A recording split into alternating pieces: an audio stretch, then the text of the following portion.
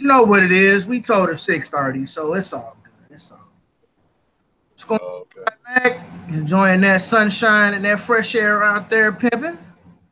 It's beautiful, man. It's getting a tan right now. I done got too much of a tan, boy. Out here in St. Louis, man, it's hotter than the devil's nutsack. Oh, Yeah, you know, we got all that humidity down here from being like the Mississippi and the Missouri, like right there. So, man, it's like hot as motherfucker outside. They straight got a heat advisory warning. It's like 95 out here, 95, 96. Feel like it's about the surface of the sun for real. yeah. That's what it feels like. I'm pretty sure your weather's a lot nicer, man, a lot cooler. Hot, um, but it's 85 right now. Is that hot for y'all? yeah, but we about like 95 right now. So Rebecca is here What's going on? along with the black antagonist. Hey. Right. Yeah, I figured I'd send Yannick an invite. I didn't know what he was doing, but figured if he wasn't doing nothing, he'd chime in. Yeah, you were right. Right? You looking for some Uber rides right now, my dude? I was heading home. So Oh, you this heading is home? perfect. Yeah, it Heading was home, perfect get time. some of that black bean soup, huh?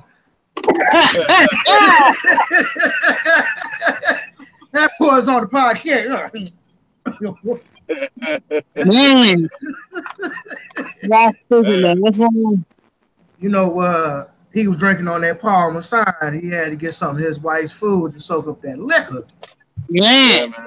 It was getting to me, boy. Uh, Let me come out the sun. right. Let me see.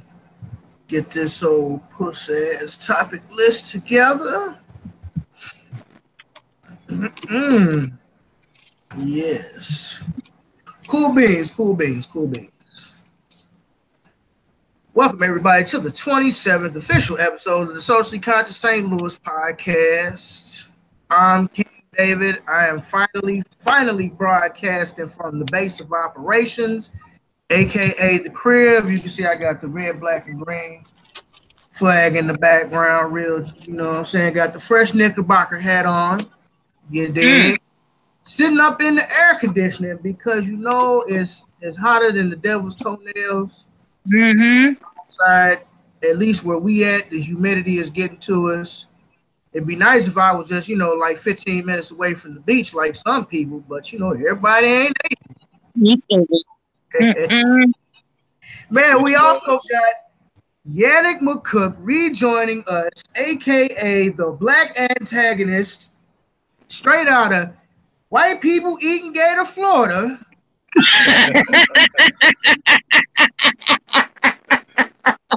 Did y'all see that? Stupid. Did y'all see that video of the it was like 5 or 6 police officers and they were trying to wrestle this gator inside the back of the truck. It was somewhere in Florida. They was picking this like full-grown gator up. They was trying to wrestle in the back of the truck. And the black dude was like, I ain't fucking with that shit. The black dude was like way back here. He like, I ain't fucking with that shit. No, I haven't seen it. Man, You look, gotta see it. man, it's hilarious. I'm talking about the gator straight slapped this dude in the mouth with his tail, just like, No. No, I have not seen that. man, it was They on had- Facebook some time ago. They bound his legs and his feet together, and he Yes. still messed them up. Dang. That gator was not going down without a fight. He wasn't playing that. Man, that's why them Took Haitians knew that they was gonna have that meeting in the swamp with all them gators, because they knew that them white folk wasn't fucking around in that swamp. Mm-hmm. You know, they get malaria and H1N1 and all type of shit. Mm-mm. H1N1. Stupid. Yeah, they get all type of shit. That's But what they also need to joining do. us in the building, the author, the asshole to all the white people. What? This is Let me explain something to you. Whatever. Rebecca, what up, Becky? What's happening, nigga? We a day late and a dollar short in this motherfucker. Don't make it seem like I am a horrible individual. We're not doing that today. Man, look, y'all don't understand. Becky be like, they be like, oh my God, Rebecca, we wanna talk to you about you said something about a white man's dictionary. Rebecca be like, oh yes, Webster's white man's dictionary. Well, we don't really feel that that's accurate.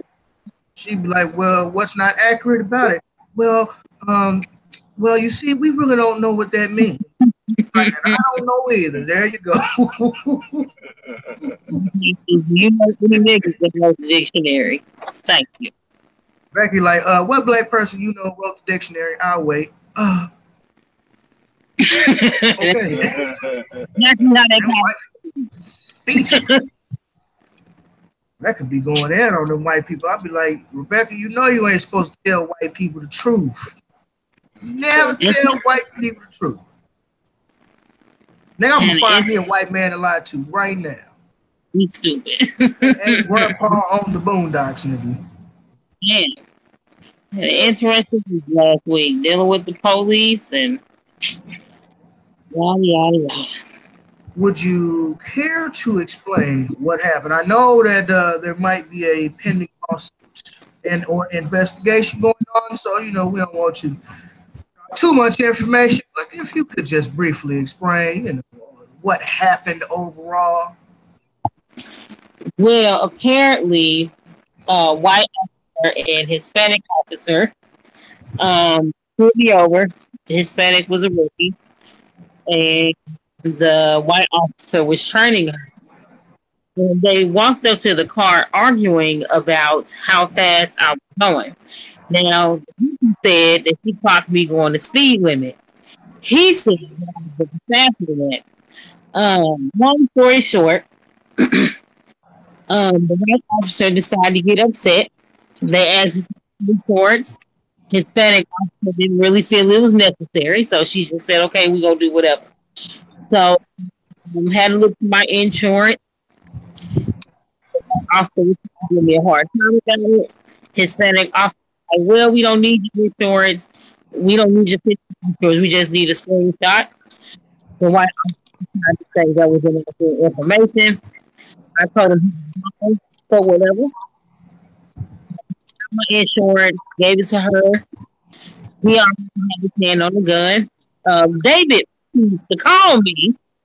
You know you get stopped by the police. I'm supposed to know.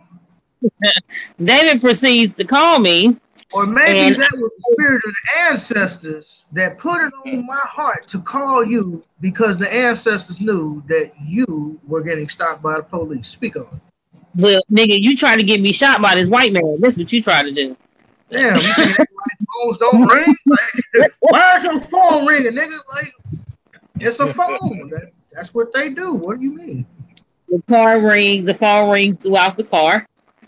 And I proceed to go to reject the call. And the white officer decided to get paranoid and pulled out his gun and pointed it at me and said, "Get out of the vehicle, blah, blah, blah."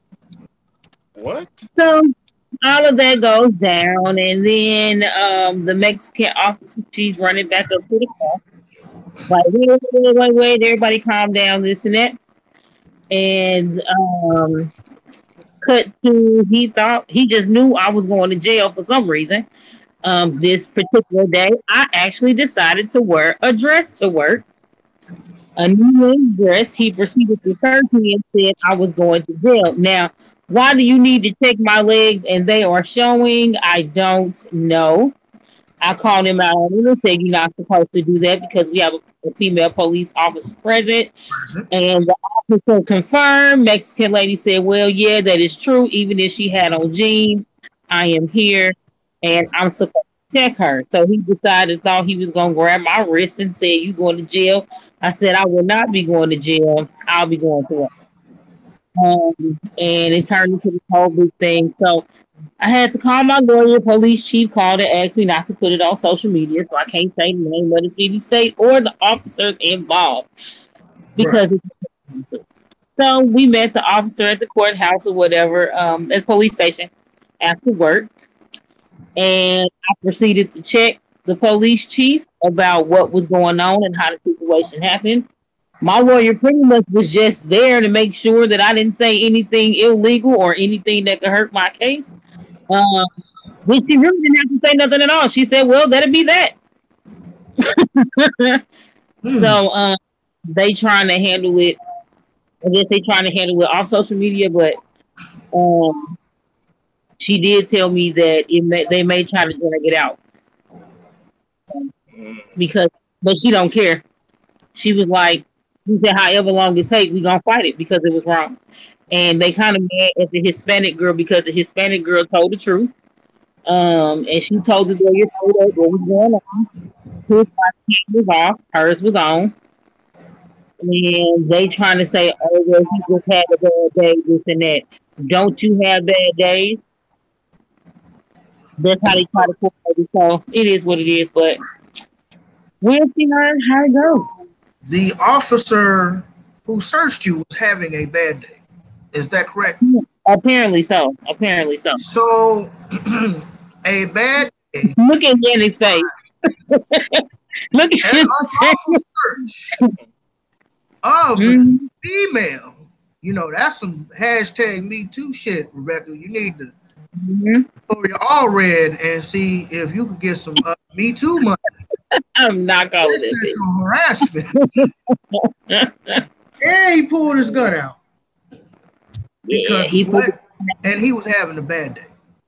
Yep, pulled it out, pointed at me and told me, put your hands in the air, get out the car, blah, blah, blah, this and that. And I just kind of looked up and like, yo, is we really doing this today? Like, did we really come to work with the thought to just kill niggas? Like, is this what we doing? Now, so, I have a question. Maybe you can answer. You know there's a big football game between Mizzou and Kansas State, correct? I think so. Football rivalry, okay. So there's this big football rivalry that is supposed to go to slavery. Now, Kansas, being a so-called free state, was supposed to be the ones who was fighting the Missourians who were so-called slavers. Now, this football game is supposed to reenact that fighting of the slavers versus the non-slavers. So, free state. So why are we having all this racism in a so-called free state? That's a perfect question. I thought that Kansas fought against slavery. So if they fought against slavery, why is there so much racism going on in Kansas? Because it seems like you encounter a lot of racist BS. Like, I don't know what it is. I don't know if they got you on their radar. Whatever. You know, it just seems like Rebecca is just a target for racial. I just think it's just kind of weird. I don't know. There's just way too much going on here. What are your thoughts on this, antagonist? All I seen is one finger. I think I know what it is. I think they read your book, Rebecca.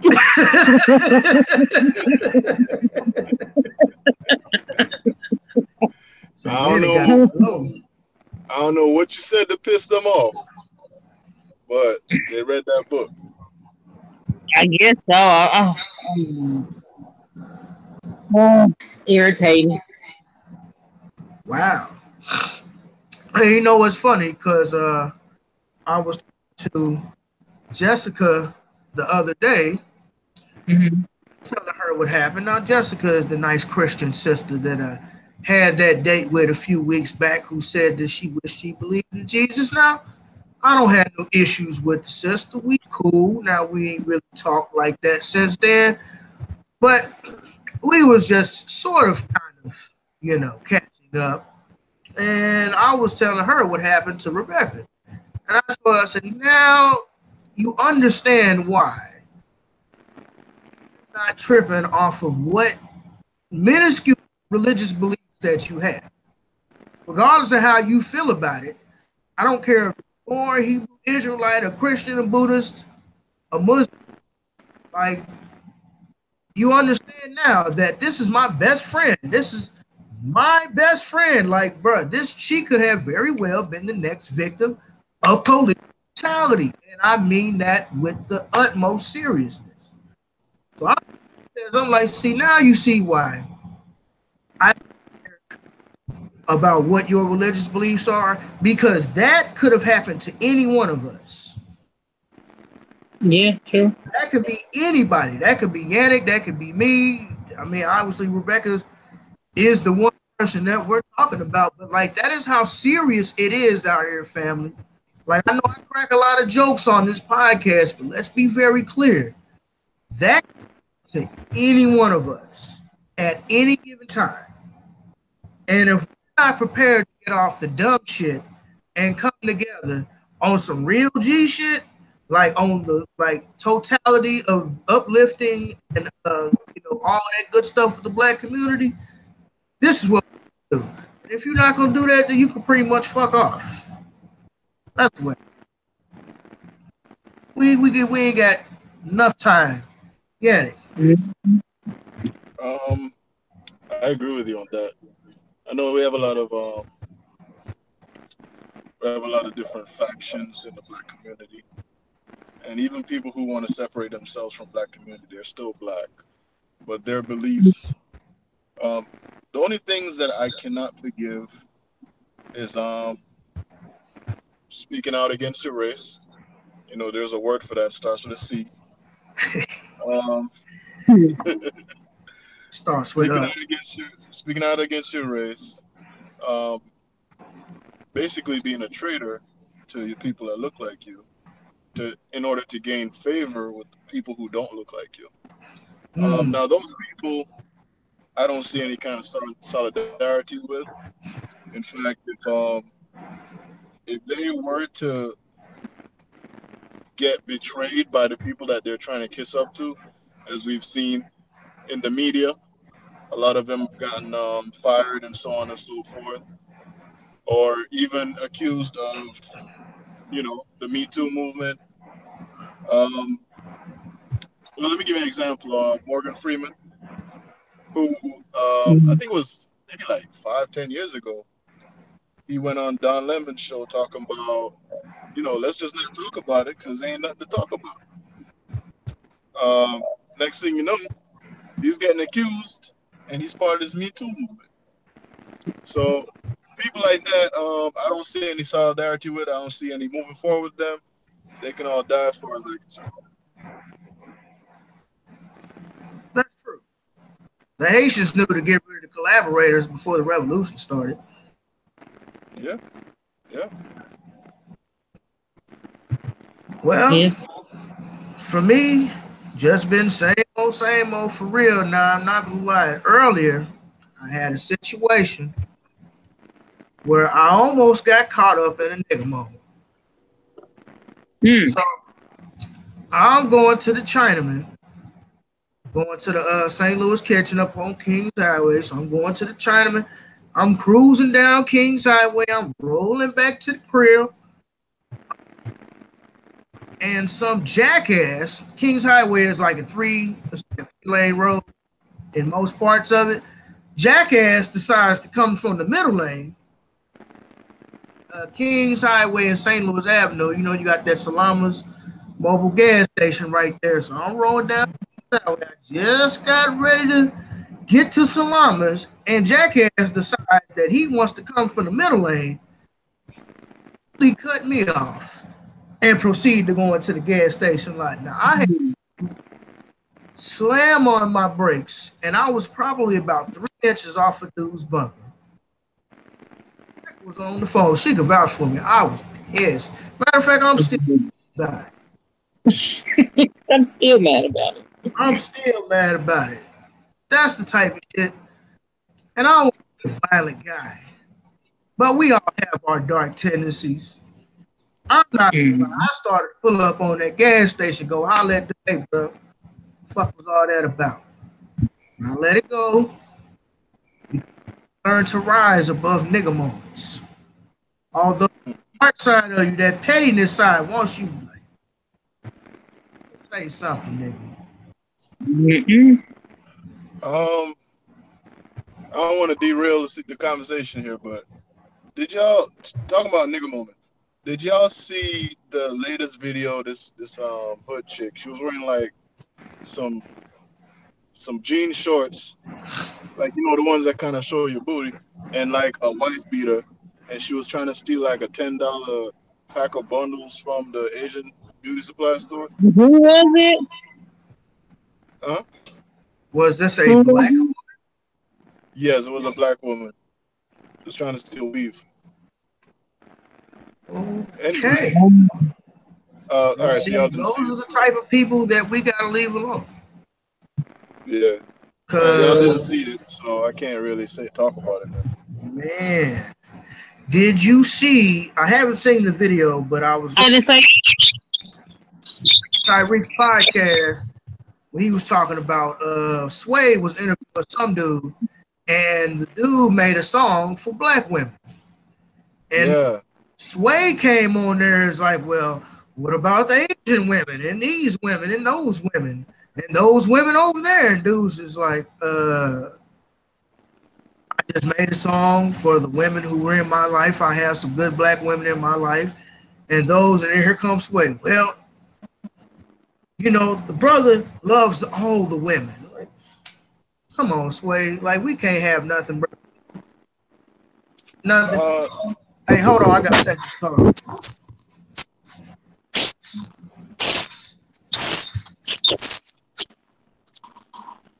So you said it was a woman who walked into a beauty supply? No, it was open, but she was stealing some stuff, and she was like almost out the door. And them Asians, they grabbed the hold of her. It was like 5 Asians. I don't know where they came from, and they grabbed her.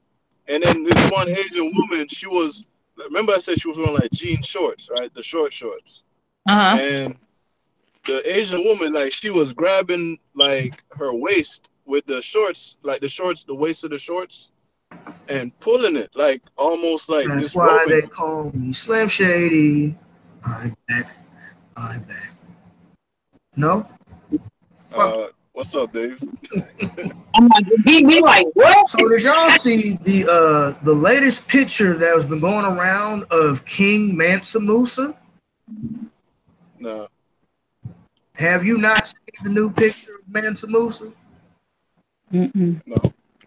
They straight turned dude into a whole cave beast. Now, for those who don't know, Mansa Musa was king of Mali, back in the day in Africa.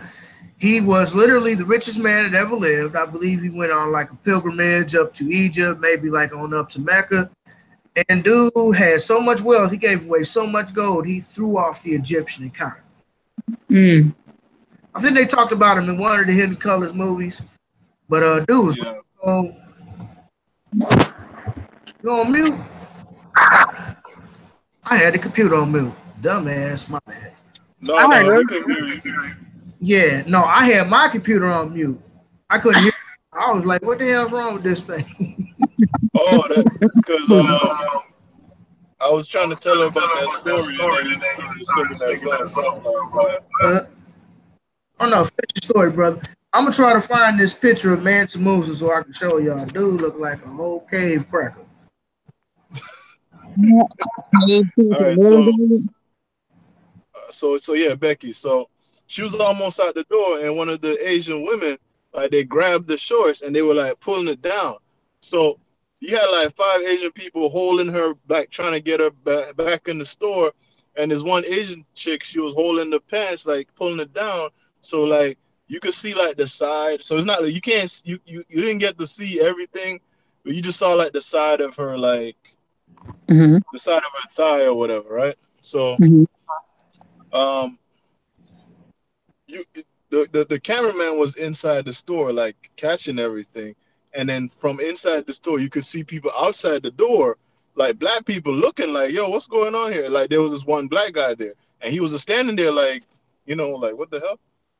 So it was on Facebook, and this one dude was like, oh, these black men just standing up and watching our women getting beat up and so on and so forth. And my philosophy or my thought process on that has actually changed. If you are this is what I think. If you're a black woman and you're being manhandled by Asian people in the Asian store for stealing, which to me is displaying ratchet behavior, I will not become an accessory to your crime and further reinforce the ratchetness that you are doing. By helping you with a crime and ratchet behavior, I am empowering you and I'm enabling you to continue to feel like, okay, this is fine. What I'm doing is okay. And I do not condone ratchet behavior. So that's my thought process. What do y'all think? I concur. Rebecca? I agree as well. I see where you're coming from. Like, if I'm going to defend you in doing something wrong, then it's one of those things where I'm kind of co-signing the behavior. I'm letting you know that as a black woman, no matter what you do, right or wrong, that you'll always receive help and you'll be defended, whether you do something right or wrong. It's like rewarding a child who does something wrong. So I agree. My next Clark and Stephon Clark. Stephon Clark. Oh yeah, I never agree with none of that foolishness. Before all of that stuff came out, that Stephen Clark was like, talking all this smack about black women and all that stuff, I was like, wow, damn, they did that. Then it came out, and I'm like, well, we ain't got nothing more to talk about. And then his brother started acting crazy, like he wasn't even like selling out undercover or like trying to be covert with it. Like he was just selling out in public. If you love me, you love the mayor. The mayor said he gonna give me this kind of money to do this. Da da da da. Next thing you know, they lock this dude up, and his bail is $1 million. Y'all love me, man. Y'all love me. Like, huh? You got some of that love, Sacramento. You got some of that love, baby. Dude was wilding. I just need some of that love, Sacramento. So listen, this was my next comment on that whole video with the Chinese people and the woman stealing, right? Right. Or Korean, they're probably Korean.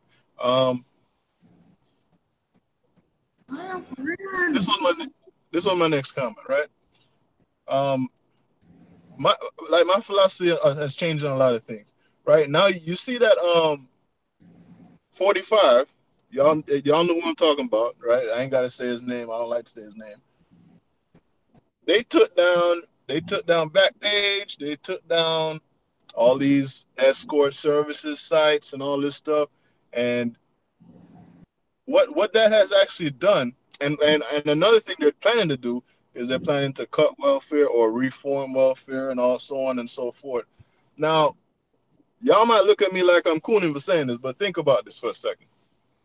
The black community has taken on the liberal agenda. We've all become more liberal than conservative in our views. When I say conservative, I don't mean become a Republican.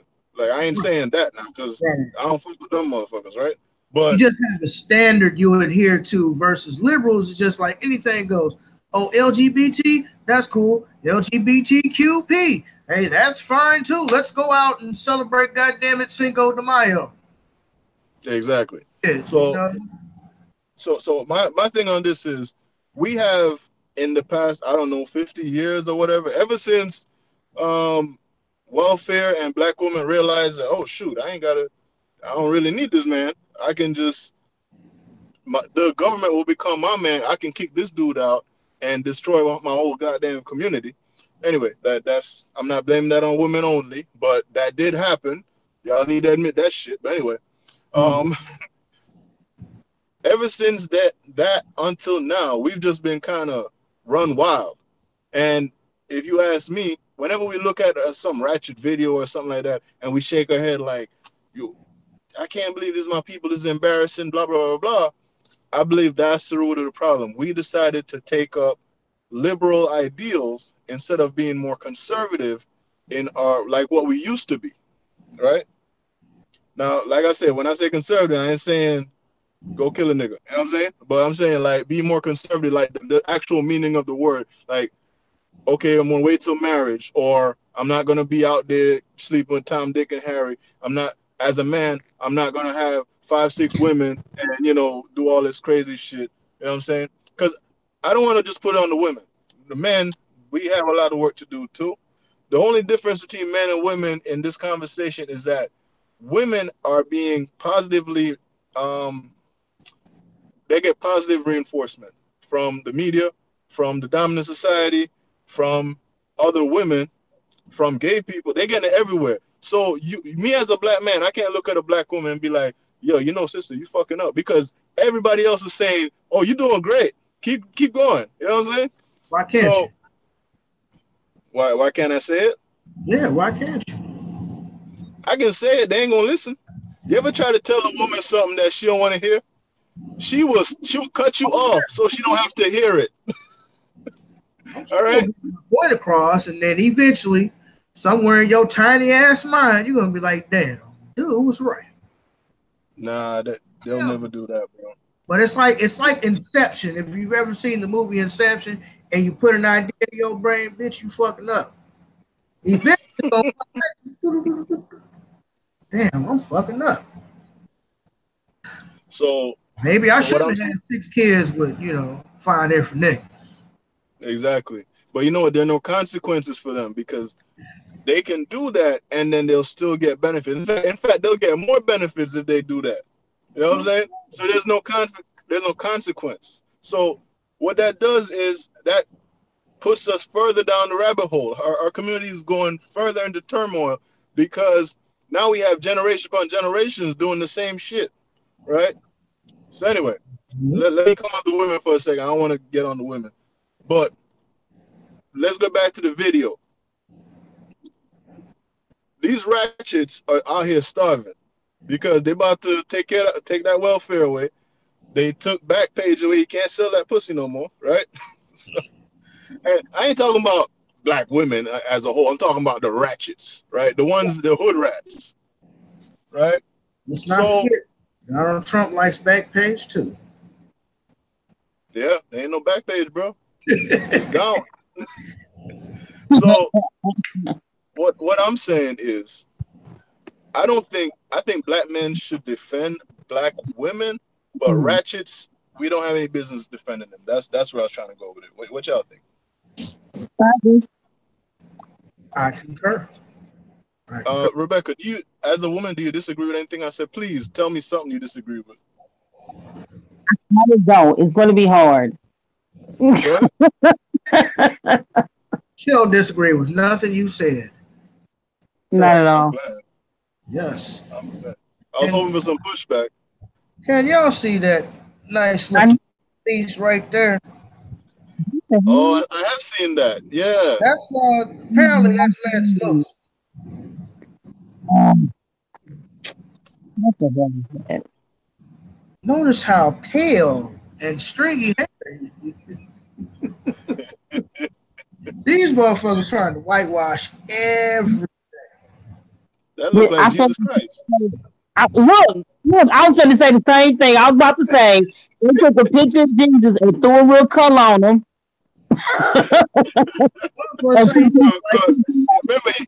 Remember he in Africa, so he got a tan. Okay. I don't know what that brother got. He looked like y'all remember that one of them old Bible movies? He looked like one of them cats in one of them old Bible movies that Elizabeth Taylor and shit was in. Yeah, these niggas. I seen that. I couldn't do nothing but laugh. I was like, really? Hey, So they this trying, guy. man. But you know what? You know what's funny? You remember Cheddar Man, right? Is that what the people who came out with the color for Cheddar Man? Was that in the UK?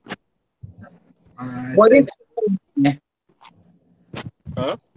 Cheddar Man? what is What do you call it? That's like the first man like remains that they found or something like that. First white man. I don't know what he's talking about. Some nigga bones before that. Okay, all right.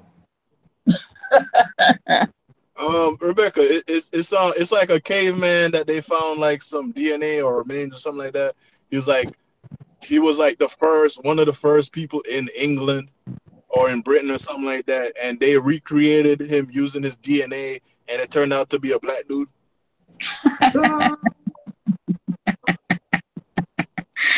Oh, that's hilarious. Oh, they salty. Did you run the test again? God damn, this can't be right. Right. Test 3 times, we'll run it again. This isn't right. Like, No way. y'all motherfuckers are off code. What the fuck is going on here? They trying to touch my right. Yeah. So I just have a question. If all of the people in Egypt were white, and there are melanated mummy corpses with dreadlocks. I just want how come there's a brown nigga in a casket with some dreadlocks all shriveled up, look like beef jerky? I got an answer for that. Okay. You know when white girls go to Jamaica? He's gonna say some bull crap. What's the first thing they do? What's the first thing they do when they go to Jamaica? You know what? You're right, because when I was in the 6th grade, it was this white boy that I was friends with named Kobe. And when he came back to school, my nigga had a head full of dreadlocks. And I was like, what's wrong with your hair? And he was like, oh, we just came back from Jamaica. I was like, but you came, I'm like, so you trying to get Jamaican hair? Well, it's the culture over there. I said, yeah, ain't the culture for white people? Yeah. You couldn't tell him nothing. He had dreadlocks, he had beads in his hair, the whole 9 yards. He was smoking weed? Funky as hell. He was smoking ganja? I don't know what he was smoking, but his parents was rich. They didn't care. White people look goofy. I'd be like, why? I'd just be looking like, why are you wearing dreadlocks? I know it.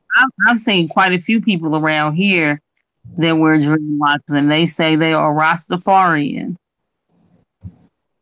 And I just look at them, and they'll be like, "Don't judge me." I'm like, sir, you have judged yourself. And I just like, Judge not, lest ye be judged. Shut up, Dave. Hey, did y'all see? I don't know if this is a topic.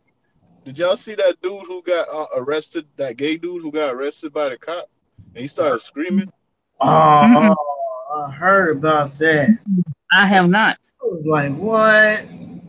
What happened? Yeah, somebody trying to kidnap EJ. Huh? What happened? Like, you know, EJ, Magic Johnson's son. I was like, somebody trying to kidnap EJ. Who are you talking about, Yannick? So, it was like a white policeman stopped like 2 gay men in a car. So the gay man in the driver's seat, the cop was arresting him, and they had it on camera. And this dude was screaming and hollering, like ah, the whole, like 15 times, like. Why? And then he threw himself on the ground, and started like shaking like this, like. Like, what are you doing? Even the cop was like, what are you doing?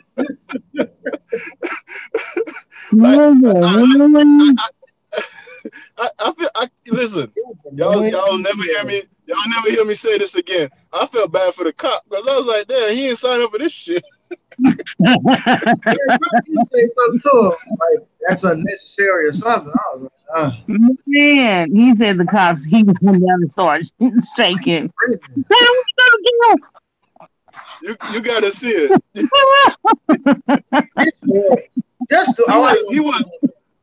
Huh? Oh my gosh! Just the sound alone is like nails on a chalkboard. They say he sound like a. They say he sound like a gay ambulance. I'm gonna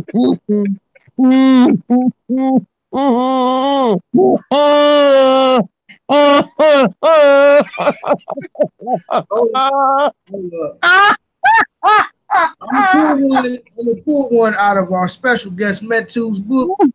No comment.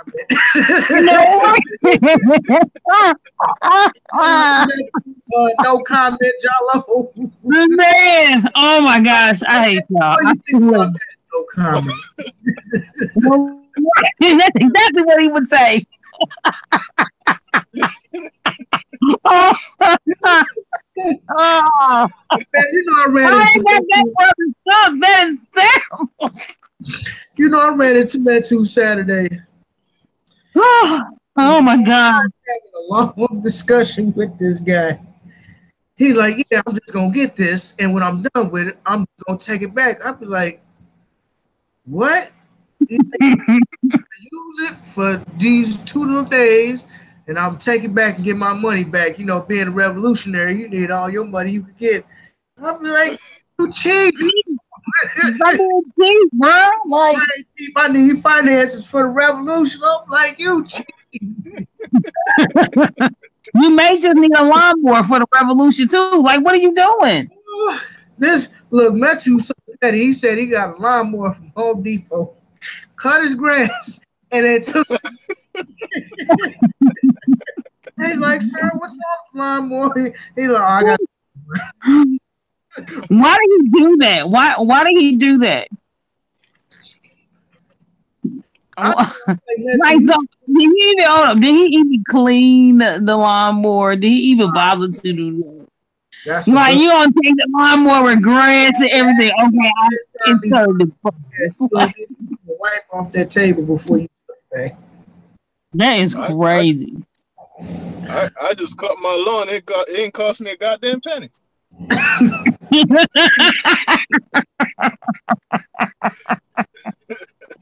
Oh my God, I can't. Oh my God. All the gas and oil out the motor. Oh my gosh, he probably did cycle it all back out. He took some water from the hose and put it in the gas tank. Yo, does Metu have any kids? I keep forgetting to ask him. No, Metu don't have no kids. he not cheap when it comes to his queens. When it comes to his queens, he ain't cheap, but everything else, he be like, how you gonna get your grass cut? Go to Africa anyway. I'm like, you gonna get it for the next time? I'm going to Africa anyway. I don't need it. I just need it for right now. Oh my God, dude. I wonder if he got a full refund for that. Like, you take back a dirty lawnmower with no gas in it. But hey, it didn't work. Well, how about the tape we got from Walmart? It looked like it already been returned by somebody. It had a couple of scratches on it. I did that with a crock pot. What? A crock pot. Why? Why would you return a crock pot? Did it not work? Because I was trying to make like bean soup or whatever, and I took the ceramic bowl out of the heating part. So I took it out, I put it on the stove. Well, I didn't read the instructions. Said don't put direct heat on the ceramic bowl. The bowl cracked. So I took it back to Walmart, and they was like, and at Walmart they was like, what's wrong with it? I'm like, you don't see that crack right there?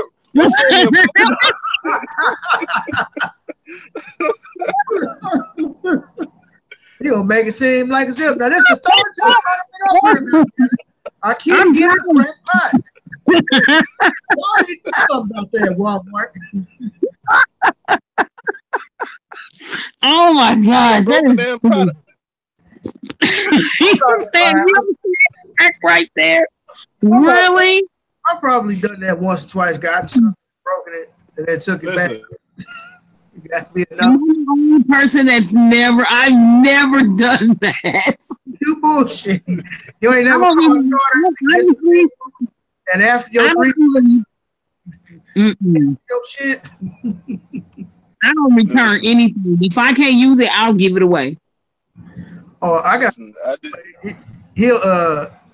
he'll get like Charter. He'll get like the promotional package with them for like 3 months to a year. And then after that year, like right before they raise his rates, he'll cancel out his Charter service and get with it. Hey, you know what? Y'all got Best Buy nearby, right? Yeah, we got a Best Buy. Best Buy, if you buy a warranty on an electronic product, you know them LG around the neck Bluetooth? Yeah, the LG Tone Pros. I bought one about 4 years ago. And you buy the warranty for them for like $20 or whatever, right? Yeah, and it lasts you a year. And every year, I bring that shit back, and I'm like, yo, the shit ain't working, man. I need a new one. They're like, oh, well, they don't make that one anymore. We're going to have to upgrade you to the next one. I'm like, hey, all right. That is true. You get that 2-year warranty from Best Buy. You can take it back for any reason. Mm-hmm. And I do that because I'm constantly working outside and stuff. And electronics really aren't at the point where they'll stand up to like the heat, everyday constant use for a good 5-6 months. They'll start to go out. I'll take it back. What's wrong? One side shorted out. I need a new one. And it's like, and then LG punk ass stopped offering the damn warranty. So I had to go with these Sony. I heard about you. The 2 year. I was like, "What you mean?" I'm like, "So you know, it's not Best Buy. It's LG. They're no longer offering the 2-year warranty." I was like, "You sons of." Yeah, exactly. That's why I got the AirPods from Apple. iPhone. I would lose those with the quickness. I ain't gonna lie, I thought about getting an iPhone just to see how I would like it. You mean the same Apple company that strategically slows down their older iPhones? That's what stops me from purchasing one. Everybody in my training class, except for me, has an iPhone. And they're like, "Oh, we need to come into the new age." And I'm like, I thought about getting an iPhone, but then I'm like, I don't know if I want to be bothered with a company who slows their phones down on purpose. Because I'm not buying a new phone. I am not supposed to buy a new phone. Well, I'm still on the iPhone 7. When did that come out? She said, when did the iPhone 7 come out? About 2 years ago. I mean, but if you really think about it, though, the majority of Apple's users are like straight dope fiends. They fit for the latest Apple product. Well, yeah. Because people generally buy Apple phones, buy Apple watches, Apple computers, Apple iPods, Apple everything. Like literally, like when I was working in Mercy Hospital a couple of years ago, cleaning like doctors' offices and stuff like that. Everybody literally who was like doctors, nurses, the lawyers' offices, everybody had the latest iPhone. I think that was like 2 years when that little flat plug first came out. Mm-hmm. The doctors had like the brand new iPhone 7 or 8 or whatever it was. I was like, wow, y'all really serious about this iPhone kick. I don't play no games. I mean, to each his own. not necessarily an iPhone person. I prefer Android, but hey, it is what it is. So, did y'all hear about Roseanne Barr? Mm-hmm. She's going to swear off ambien. Because apparently ambien causes racial outbursts on Twitter. Ambien was hilarious. Oh my God. Oh, I remember now. Yeah, man. Her response, Amy's response to that was hilarious. No, the ambient response was hilarious. Yeah, that's what I'm talking about. Amy's response. I was gonna say because she was like, "Well, I took an ambient and Mm-hmm. it causes all these things, but it doesn't cause racism, racial outbursts, something like that." It said people of all races, religions, and nationalities work and Sanofi will be impacted every day to improve their lives of people around the world. While all pharmaceutical treatments have side effects, racism is not a known side effect of any Sanofi medication. Are you covering the mic with your finger? She No, was. can y'all hear me? You covering the mic, sister? Can y'all hear me? Yes. Sorry. I got said, 2 phones, one for the plug and one for the load. It says people of all races, religions, and nationalities work at Sanofi every day to improve the lives of people around the world. While all pharmaceutical treatments have side effects, racism is not a known side effect of any Sanofi medication. Your husband know you got 2 phones? Yes. I'm playing games. Don't be trying to talk slick. I promise you, I really believe this. I think you're me trying so hard to piss me off. You're gonna have to work harder than that, brother. He just can't help himself. I couldn't help it. He can't help himself, but since I know he can't, but he be trying so hard to piss me off. He really do. Be like, so Becky, what do you think? Well, what do you think about that? You gonna have to try harder than that, brother. It's okay. We're gonna give Yannick something to sink his teeth into, because I'm sure he's gonna love this next one. Nikki Minaj says she feels responsible for girls selling sex and creating modern day prostitutes. I know exactly what you were saying. Do I really need to read the article? I don't think we do. Yeah, it's like that. Nah, you don't need to go farther. Nicki Minaj. Nicki Minaj was Cardi B before Cardi B came out, right? Am I correct with that? I could agree to that, except Nicki Minaj rap a little bit better. Yeah. Nicki Minaj has talent, sort of. I will say, as far as rapping goes, my opinion is when her and Safari broke up, that Safari's rap style, that's what she used to rap like. Now she rap different. I agree. I don't know if it's just as hot. The thing with Safari is Safari, it doesn't work for Safari, his rap style. But I've never heard Safari rap. Every time I hear about Safari, he getting chased down the street by some goons. It's crazy.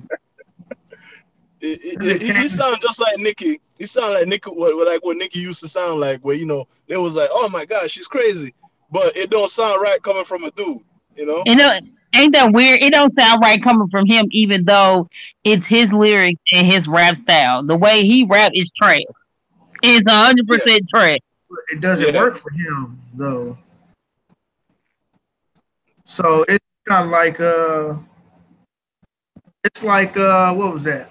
Be Real from Cypress Hill. Real, like if you watch the Art of Rap, Something from Nothing, the Art of Rap, B Real talks about how the early days of Cypress Hill, he didn't have that high pitched voice that he's famous for. He was rapping in like his regular speaking voice, and his bandmates didn't like it. They was like, "Hey, dog, you gonna have to do something about that voice. Otherwise, had you write rhymes for Sin Dog." That nigga was like, "Oh hell no." Yeah, but I agree with Yannick. Like, they're rapping is trash. Yeah. Sorry about that, guys. I got a call. No, that's cool. I think that Nicki Minaj's rap style has gotten more and more pop. It don't even seem like she tries, and maybe that's because Safari was writing all of her rhymes. But first, like when Nicki Minaj like broke loose on the MySpace scene, she was spitting some fire. Yeah, I think say MySpace. Yeah, the MySpace. It's like, damn. I remember that. Her and Soulja Boy was the last two niggas to pop off of MySpace. The last. No. Anyways. Her rapping actually used to be pretty decent. I ain't gonna lie, I love Nicki Minaj when she first came out. As far as not what she portrayed, but as far as her rapping style. Like, I don't buy rap CDs, and she's one of the CDs that I actually purchased. Everything sounds the same for Nicki Minaj. Past couple years, like I'm not gonna lie, Meek Mill album, Dreams Worth More Than Money. Every time she comes on, I just skip track. Go to death. Yeah, I don't know. Honestly, I don't know what the hell she's talking about now, to be honest with you.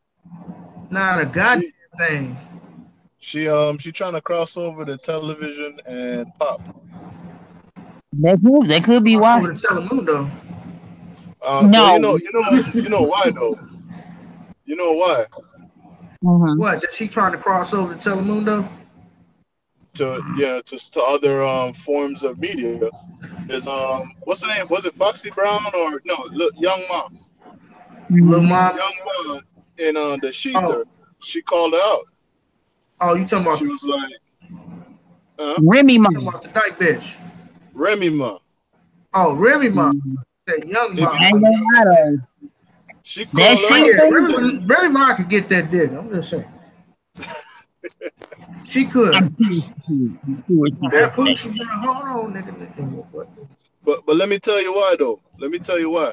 She said in her rap, she said Nicki's money gotta go through Cash Money, and then it gotta go through Young Money, and then producers or whatever, and then Nicki get her money.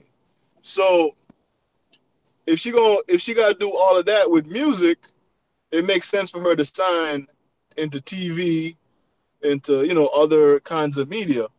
Yeah, so she gets more money. Yeah. Get some revenue, because she really ain't making no revenue being a rapper, to be honest. There you go. Remy killed her on that Sheether album. Oh my gosh, she killed her on that track. Oh, I didn't listen to it like 10 times. Yes, she did. And you notice, the radio station, they played Nicki's like comeback song. Like they played it over and over and over, trying to make it seem like, oh yeah, this is it. That was bullshit. Yeah, they was not playing Remy Ma at all. No, as soon as Nicki came out, what was the name of the song? No haters or no fraud. No friends. No frauds. No frauds, yeah. As soon as she came out with that, they stopped playing Sheether. It was garbage. But they said that Nicki was kind of doing behind the scenes shady stuff. She was doing some behind the scenes shady stuff when it came to Ma and the Sheether thing. Like if he was calling radio stations, or if he was calling radio stations to get the track so that Sheether would be played. And they was a lot of people playing it. So yeah, like either way though, that sheet was dope. I actually think it stems from some old stuff because I seen an old of Nikki Minaj before all the plastic surgery and the fame, and apparently her and Remy was on some liquor license type deal. So I think Nikki Yeah, and Remy got back on the dick side of the game, and that's what I think. But I know exactly what you're talking about. It was Nicki Minaj back in the day. She had yeah, you on know the what I'm talking about. She whole was ugly as baggy. hell back in the day. She had no titties, ass, nothing. She was just a flat chested boy.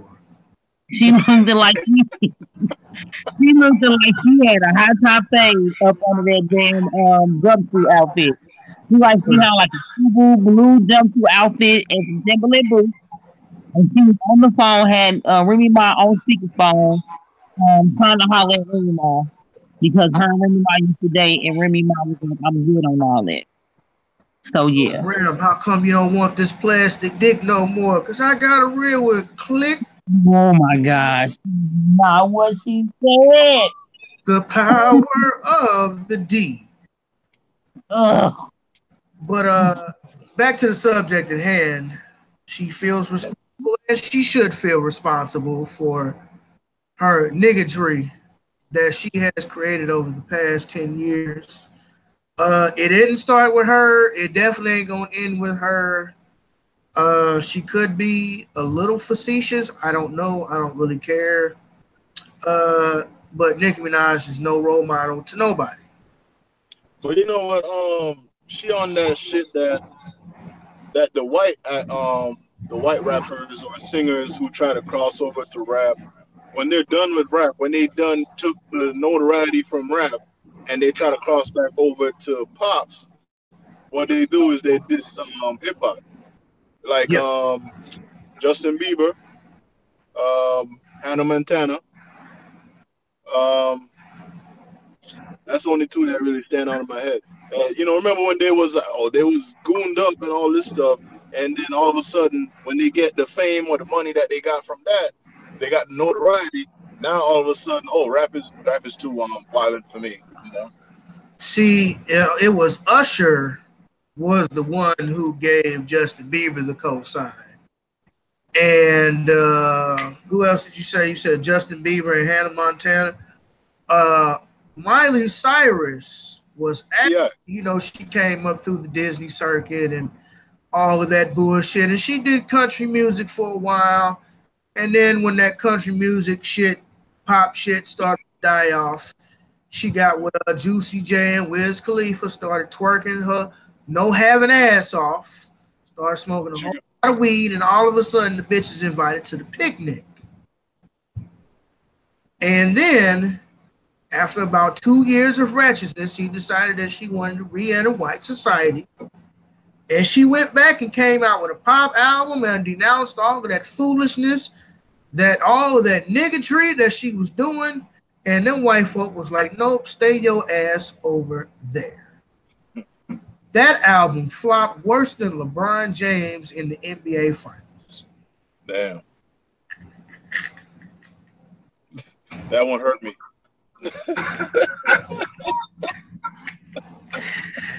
Oh my God, I love LeBron too, but come on now, you know that nigga be doing some flopping.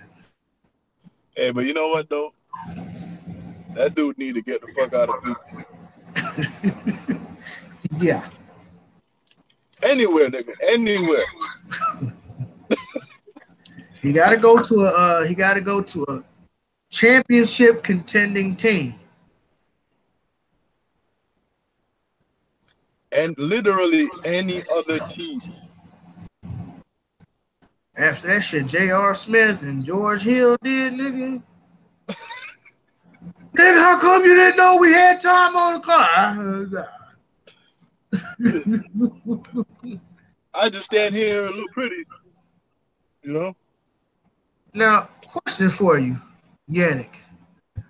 Now, I was barely briefly caught a little bit of the So What show today.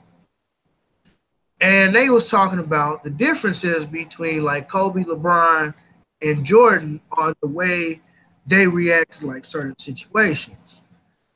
they were discussing the fact that you could tell that based off the way Jordan and Kobe acts, like they got a problem, they're gonna come straight to your face, like, hey, this is the fucking problem. You better get your shit together versus LeBron, who's more passive aggressive because he didn't have a man in his life. He was raised by his mom. What do you think about that?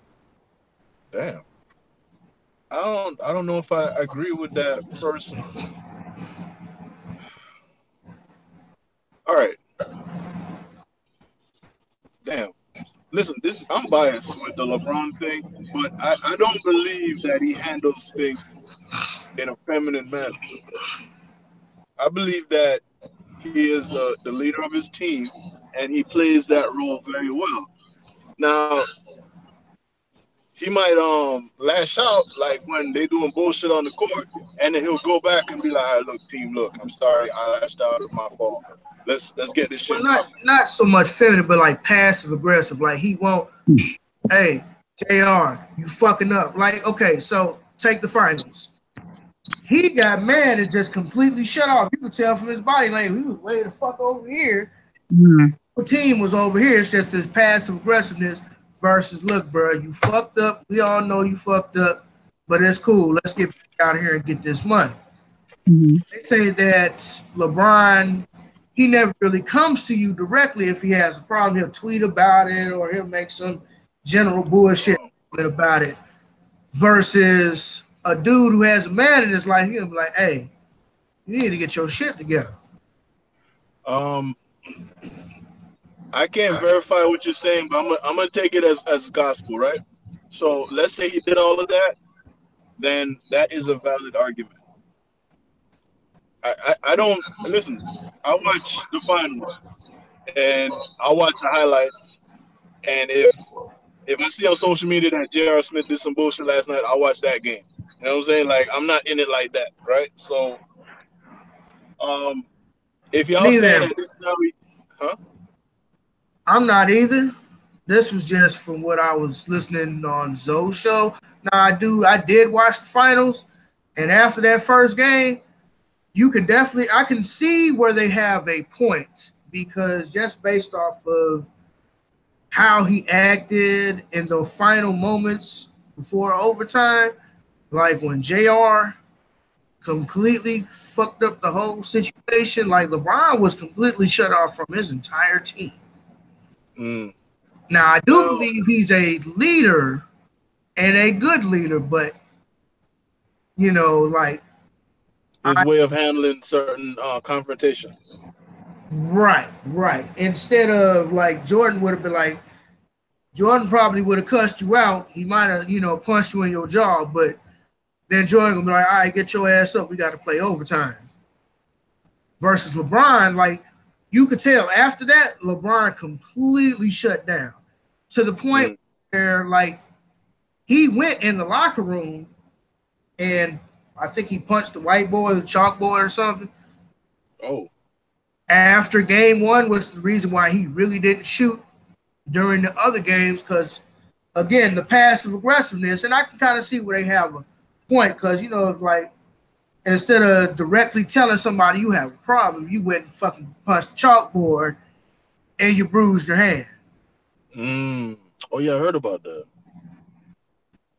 Okay, well, all right, like I said, if all of this did happen, and I'm gonna act like it did, yeah, then that would, yes, I agree, that would be a direct result of him not having a father figure in his life. Now, as far as, I'm just gonna take 2 seconds on this. I know I always go off topic, but you can tell, like when you watch these YouTube videos or you watch somebody on Facebook, like a guy talking into the screen, and you can hear, if you put a woman in the picture and had his voice talking, it would be a woman talking. Like, yeah, so I understand what they're saying. And you can tell when there wasn't a father figure in somebody's life. So if that is the case, I do believe that influences the way how you deal with other men. Like, for example, I said something a few podcasts ago on this podcast where I said, I wish that some of our men knew how to handle situations better when we get in contact with the police. I've actually thought about it a lot because at the time it sounded like I was cooning, but what I really mean to say is this: a lot of us, in our community, a lot of men weren't actually raised by men.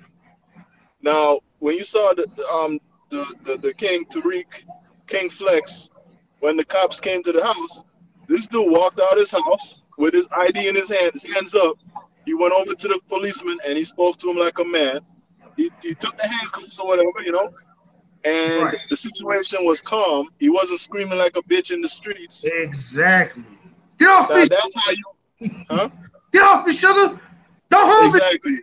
No, I ain't going to jail. I ain't going to jail. I ain't going to do I ain't this. I going ain't to going jail, to do that. nigga. They be like, you ain't going to jail, you going to the morgue.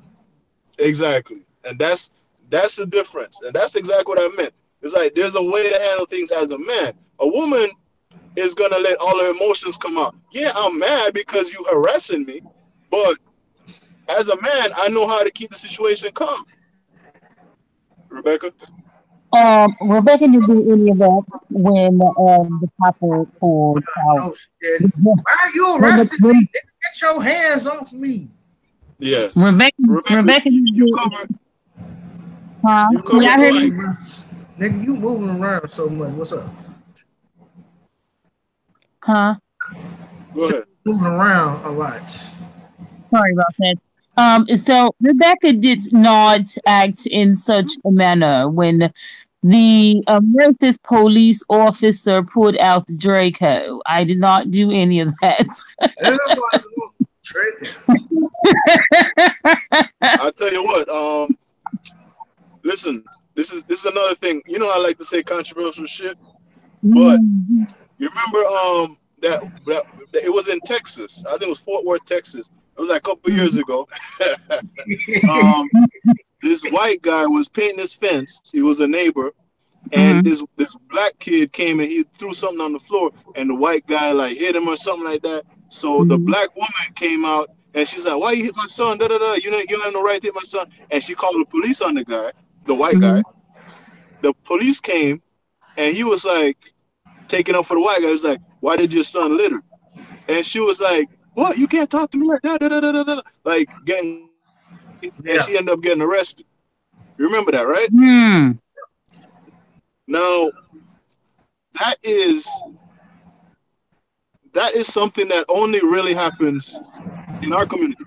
White women would do some shit like that, but usually they're drunk. You know what I'm saying? But the white women have lawyers on retainer, so the first thing they're gonna say, "You can't do this."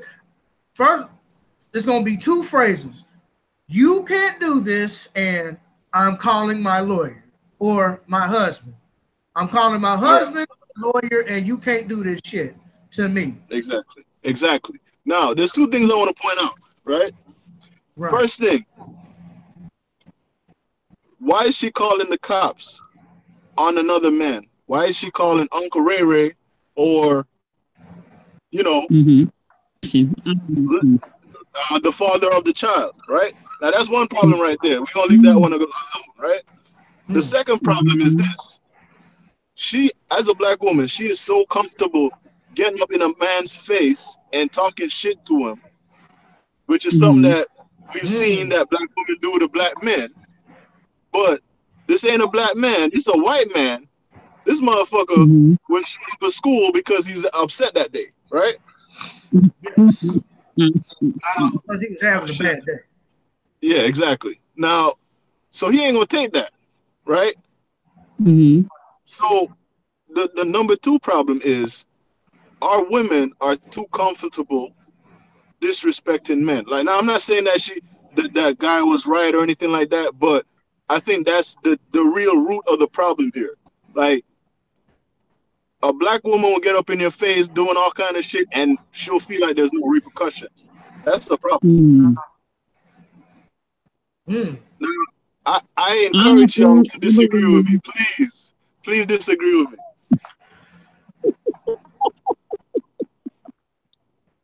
Now, please disagree with me.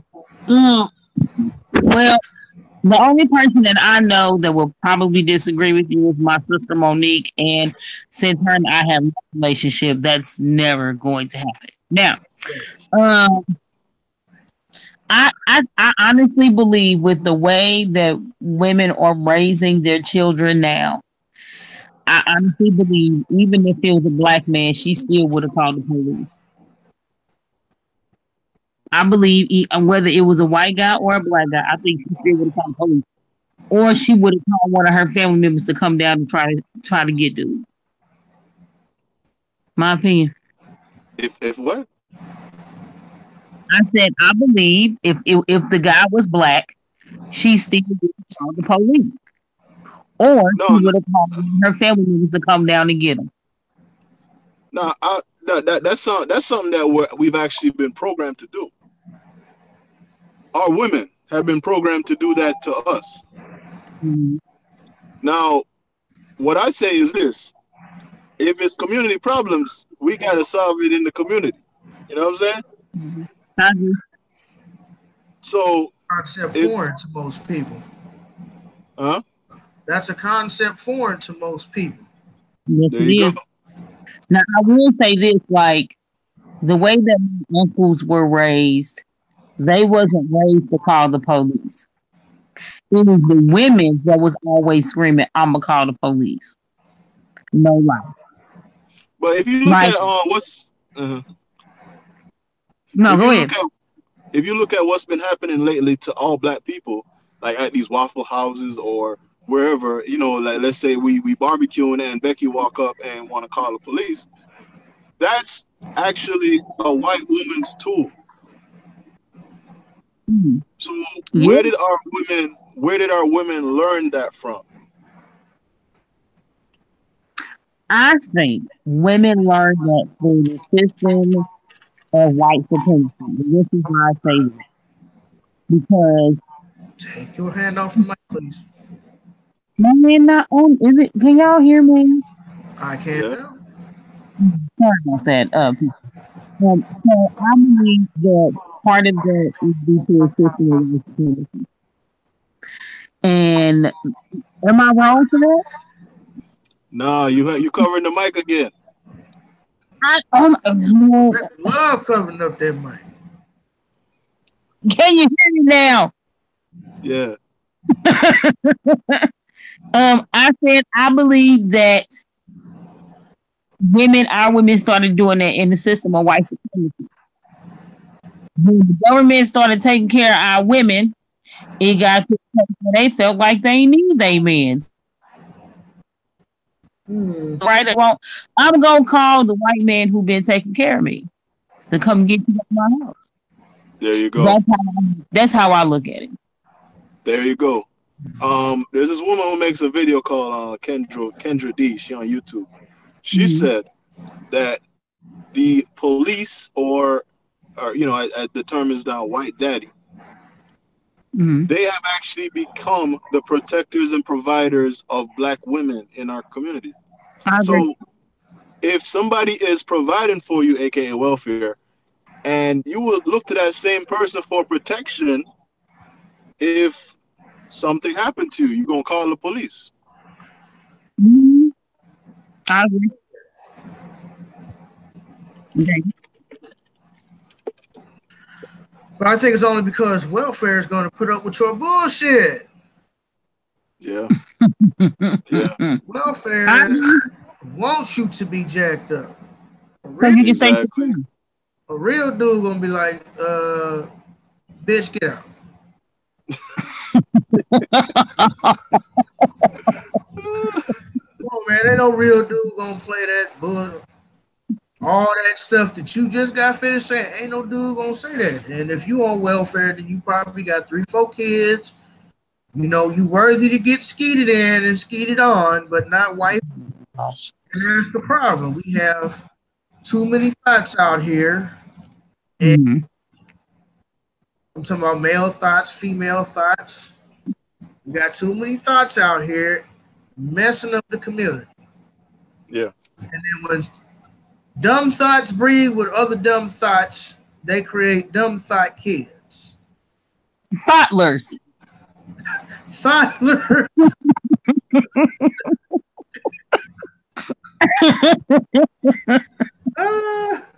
For real, that's what it is.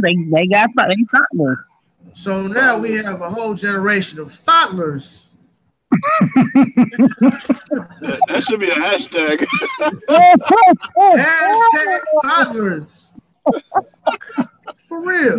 Think about it. Like, the kids that I watched grow up in my neighborhood for like past 10, 12 years, like these motherfuckers was younger than me, like 9, 10 years old having sex. Like, what?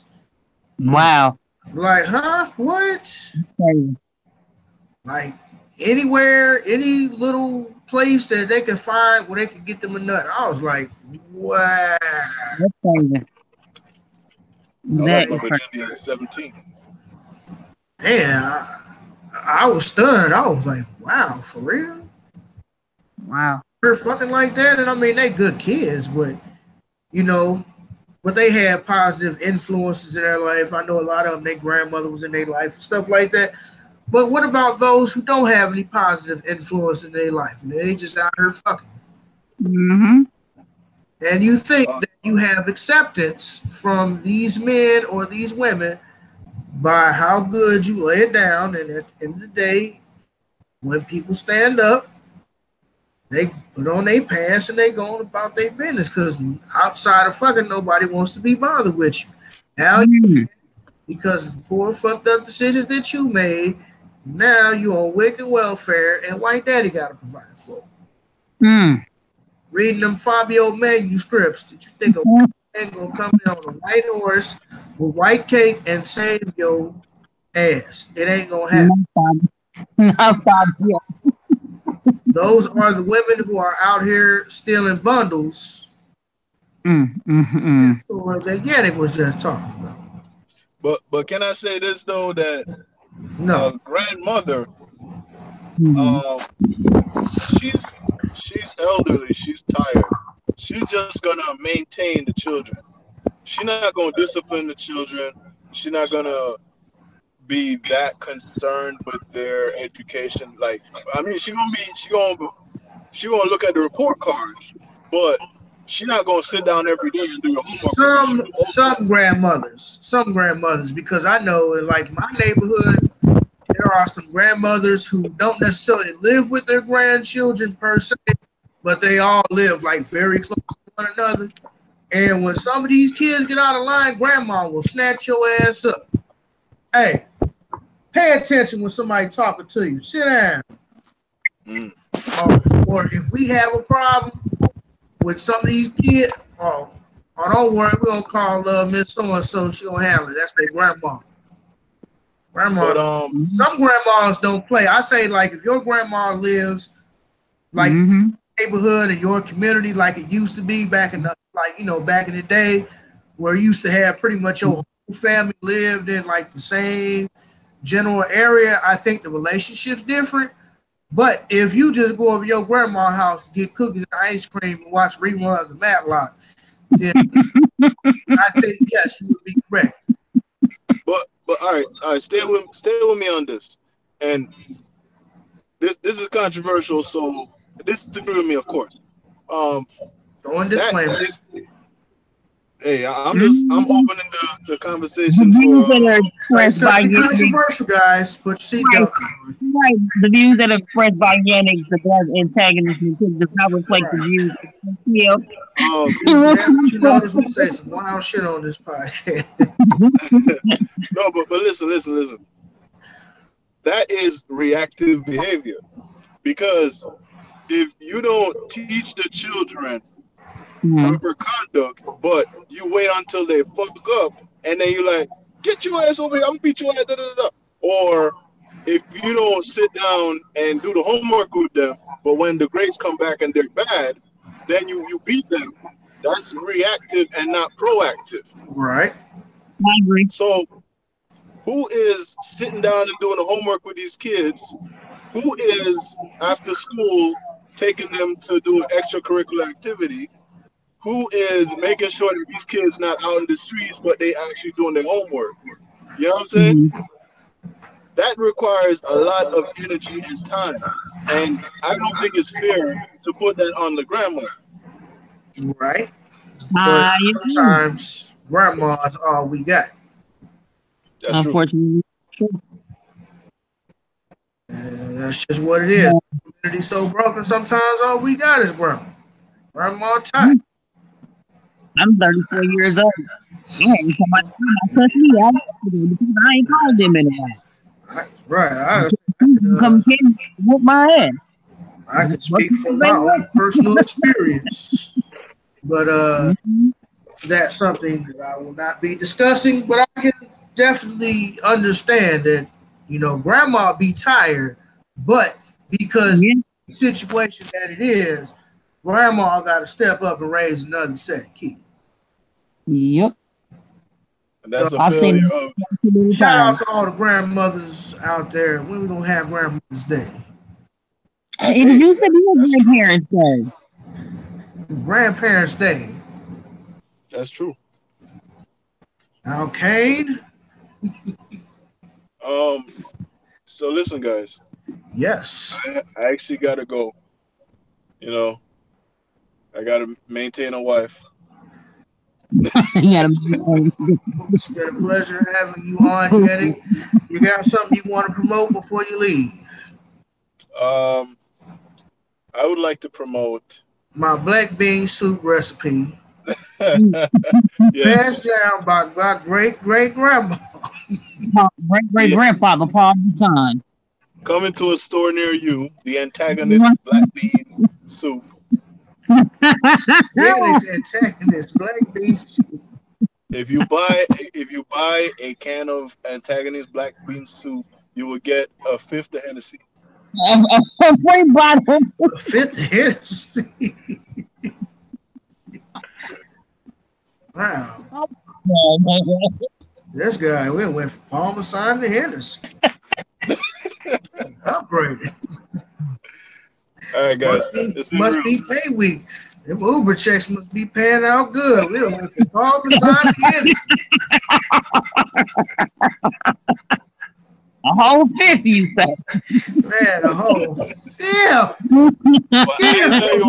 Skip. I ain't tell you what the price of the bean soup was. So I'm on that miles and that yak, Skip. I'm on that miles and Skip. Yeah. I got that head dog, Skip. All right, guys, it's been real. Got the hit. All right, dude. Peace. Peace.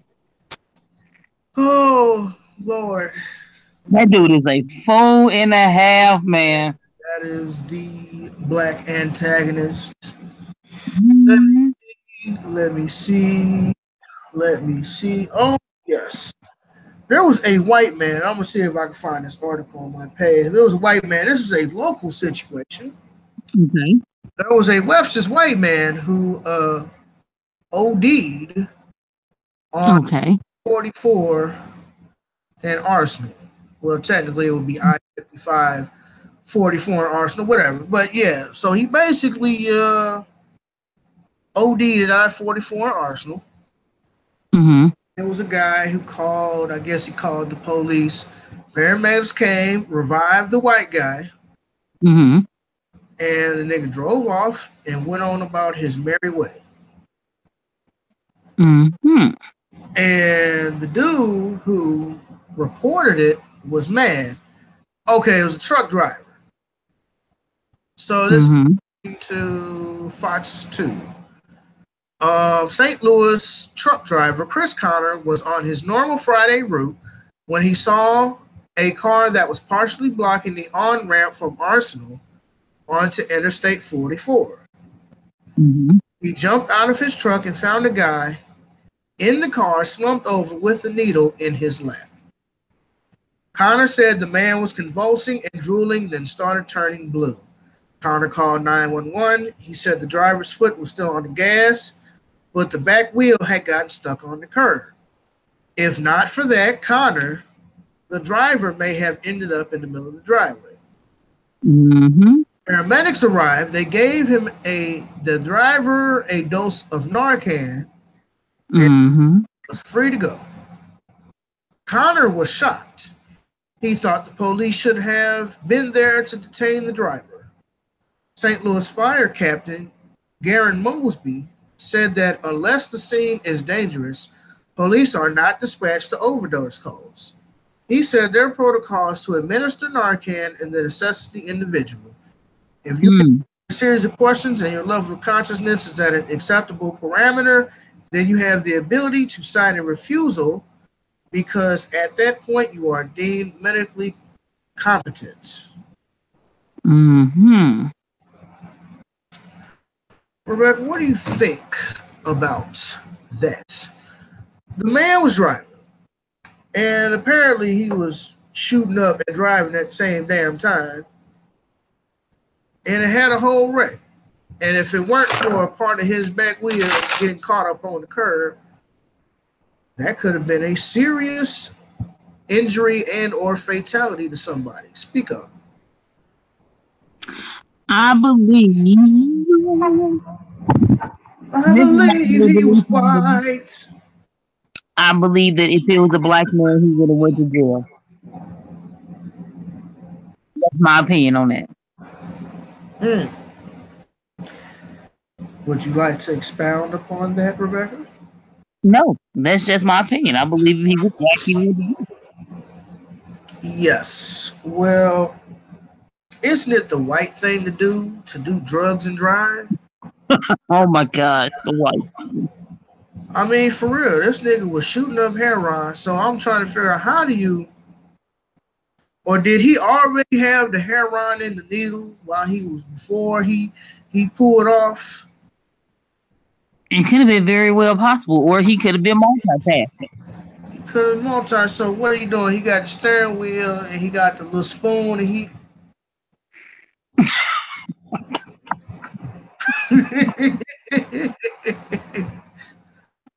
Oh my gosh! It is amazing the shit that white people do and absolutely get away with it. I agree. So, how are you just gonna shoot up and drive, and you know that shooting up gonna make you sleepy?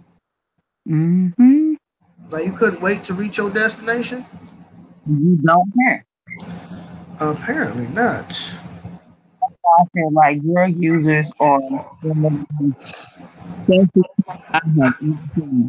nigga, you thought it was a wonderful idea to get on this highway, knowing that neurons can make you dope. Oh yeah, that's just like this other white dude. He had a police officer test his meth because he wanted to press charges against his dealer. Wow. What? Excuse me, officer. Excuse me. Can you test this meth for me? Oh, they tested it for him. They like, oh yeah, that's methamphetamine. Are you serious? Yeah. So they ain't taking him to jail? Yeah, he went to jail. Or I don't even know if they said he went to jail. Let me see. That has to be like the easiest arrest in history.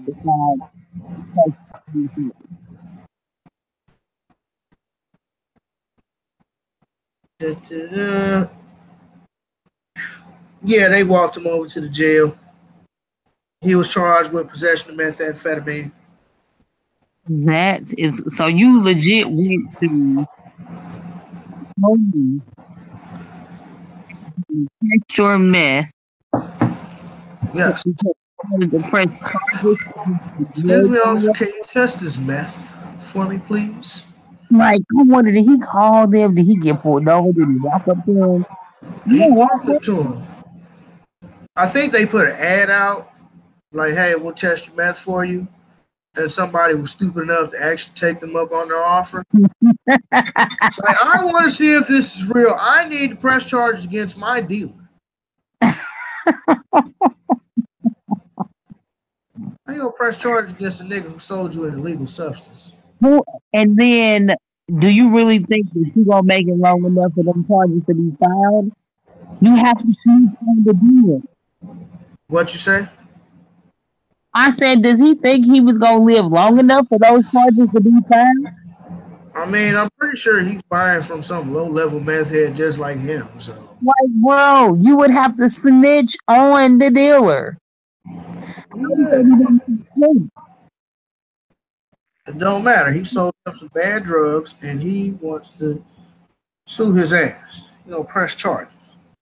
That is the vibe. How you ever heard black people do something like that? Your hand be covering the mic. I said, you ever heard any black people? Have I ever heard about what? Let me take this.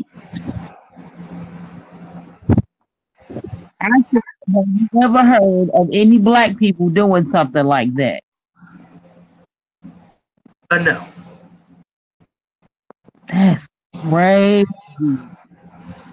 Ain't no black person gonna do that. Come on now.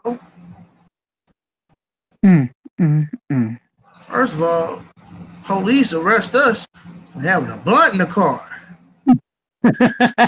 He's a blunt joint. You got a little roach in your car, they want to throw you 5 years. Nigga, black person in the history of ever went up to the police and wanted to get them to test this drug. They gonna get somebody from the neighborhood to test them drugs. Hey man, come on over here. I need you to test this shit out. Make sure it's good.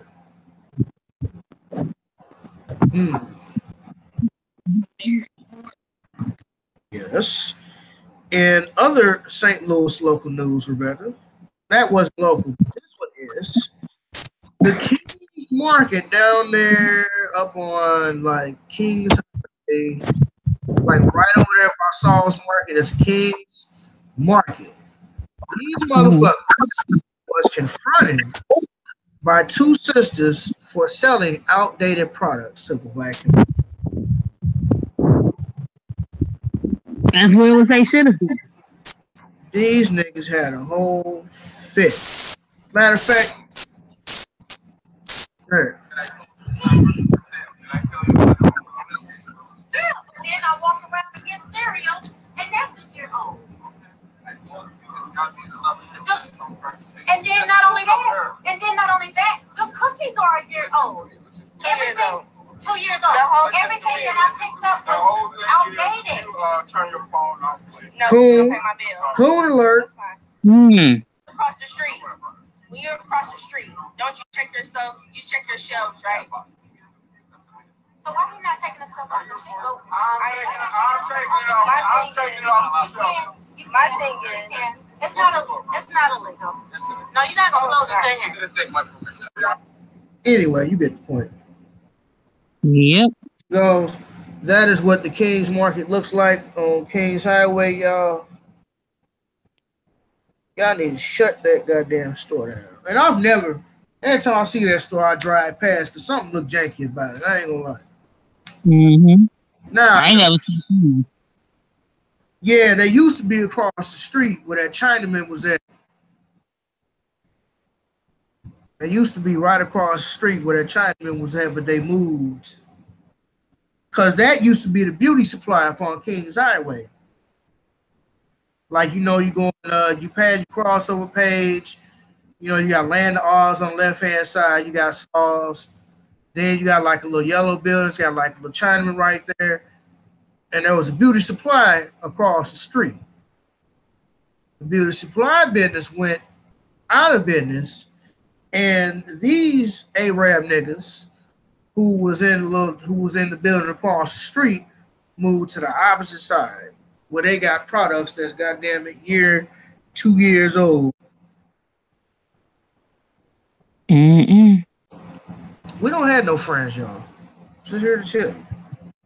We ain't got no friends. That's sad. And they've been in that neighborhood for a long time. Yeah. Now, I'm not saying that the building should get burnt down, but Mm-hmm. we should definitely be putting them out of business.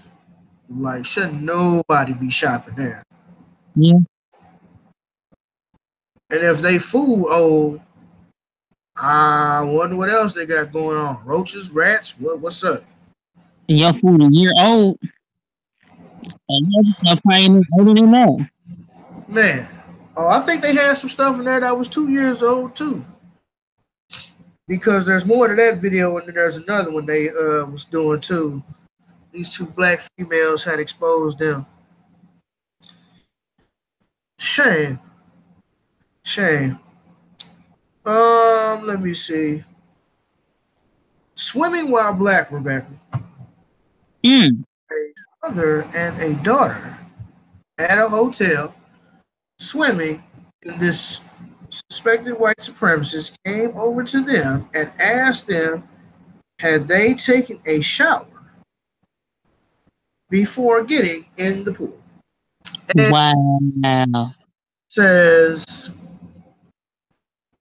this past Monday, June 11, 2018, at 10 a.m.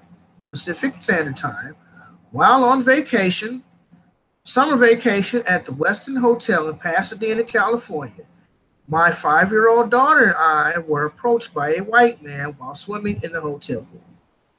Mm-hmm. It's Carly Wheeler. Her name's Carly Wheeler. Mm-hmm. The man asked if me and my little girl had showered before getting to the pool because people carry diseases into the pool, and he doesn't want the health department to shut the pool down. Minutes later, he approached us again on the opposite end of the pool under the pretense that he worked for the health department. No hotel security or staff was around to stop his verbal harassment. At that point, I called BS and I confronted him on what appeared to be blatant racism. Mm-hmm. I told that being black is not a disease and showering would not wash us black off of our skin. I think it's awful that any man would think it's okay to essentially ask a woman and a little girl if we took our clothes off and scrubbed our naked bodies before getting into a hotel swimming pool. Mm. The incident continued to escalate when my mother and a female hotel manager named Ophelia Dolliver came to the scene. Miss Dolliver began to explain that to the man that it was inappropriate for him to ask me such a question. The man continued to taunt my little girl as she was being escorted away from the mayhem. Finally, the hotel's general manager, Carl Sprayberry, it's a very white name, came to the area. In true fashion, as soon as he arrived, he took one look at us and immediately let the white man leave and told us to step aside with him.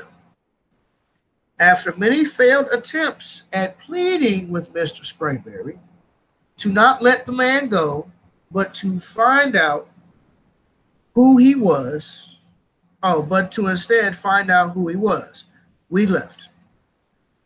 Only after speaking with the white bystanders who collaborated our story did Mr. Sprayberry instruct the other hotel managers to review the tapes to find the man he had just let go. Upon our departure from the hotel, Miss Dolliver apologized to us and admitted that Mr. Sprayberry handled the situation incorrectly. Mm. She said they were still reviewing the tape to find the man and remove him from the hotel. Mm-hmm. No follow-up has been made by anyone from the Westin Hotel since.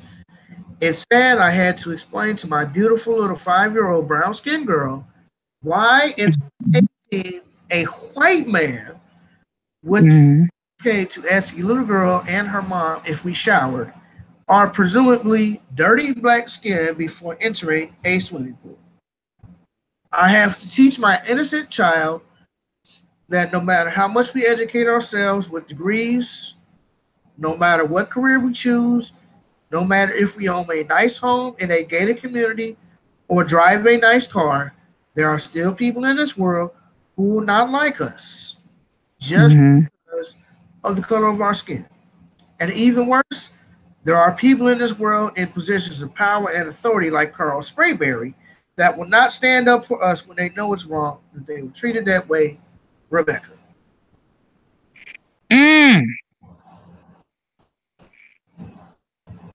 That's okay. How about this? First, what are your thoughts?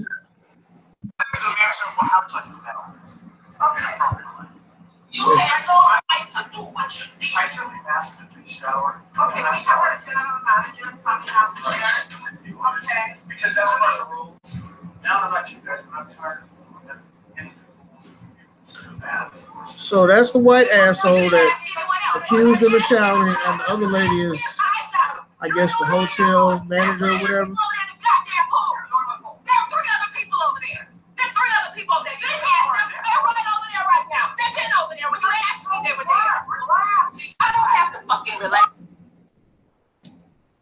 I kind of wish she had tased his little monkey ass, sprayed him with pepper spray, something, because he deserved to get his ass whipped. Now I could tell she said she was with her mother and her daughter.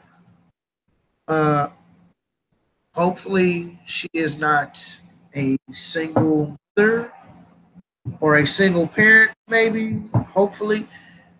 I don't think she had a man present there, because if I was any sort of kin to her, I'd go over there and handle that. As a matter of fact, I'm finna find out what room dude's staying in, and we gonna have a come to Jesus meeting. That's all I'm saying. Because it's downright disrespectful that he did not get his ass beat for that shit. He said it's disrespectful that he didn't get beat down. He should have. This is where we need black men to step up and start punishing these suspected white supremacists. Because let's be very clear. You start knocking out enough of them, they going to get scared. For real. They're scared of us. It was one little racist dude. He was at one of these little Nazi parades or something. But anyway, it's a photo of a black dude, and he rolls up against this little white supremacist, and the nigga literally pissed himself. We'll find that photo somewhere. It's on the internet somewhere. Was gonna whoop this white dude ass, and homeboy pissed his pants on the little again. Wow. Yes. Crazy, right? But yeah, that little dude, he should have got his ass beat. For real. That's downright disrespectful. I agree. That's all I can say, for real. Did he even say what was the reason as to why? Because people carry diseases with them in the pool.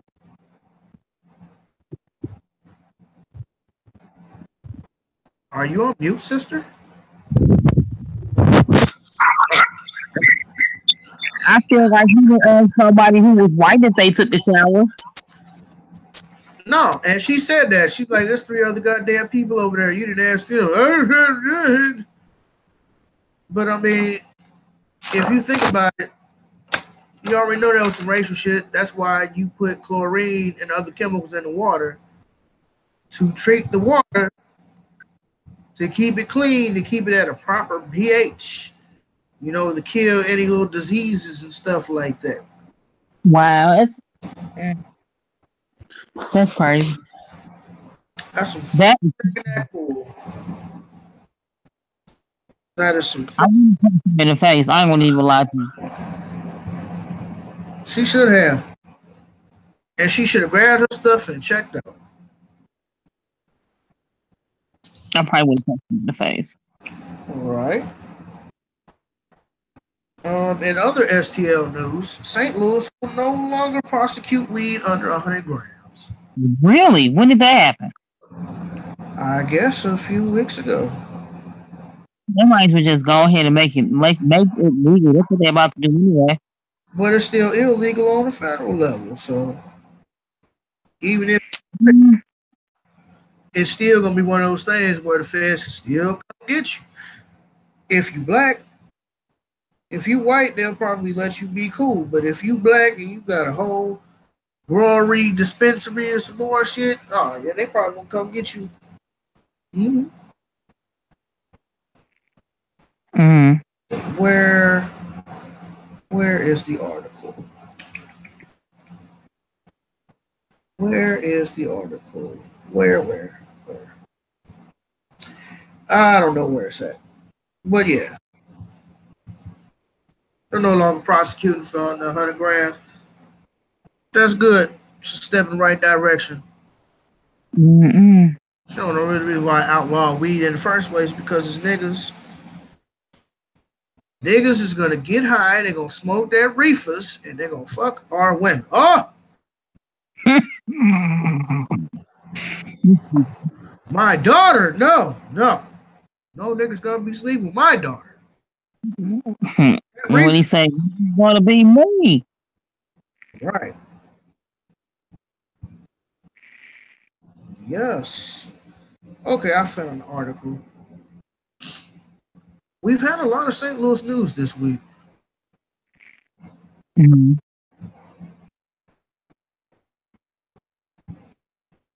I am pulling the article up now. According to the Riverfront Times,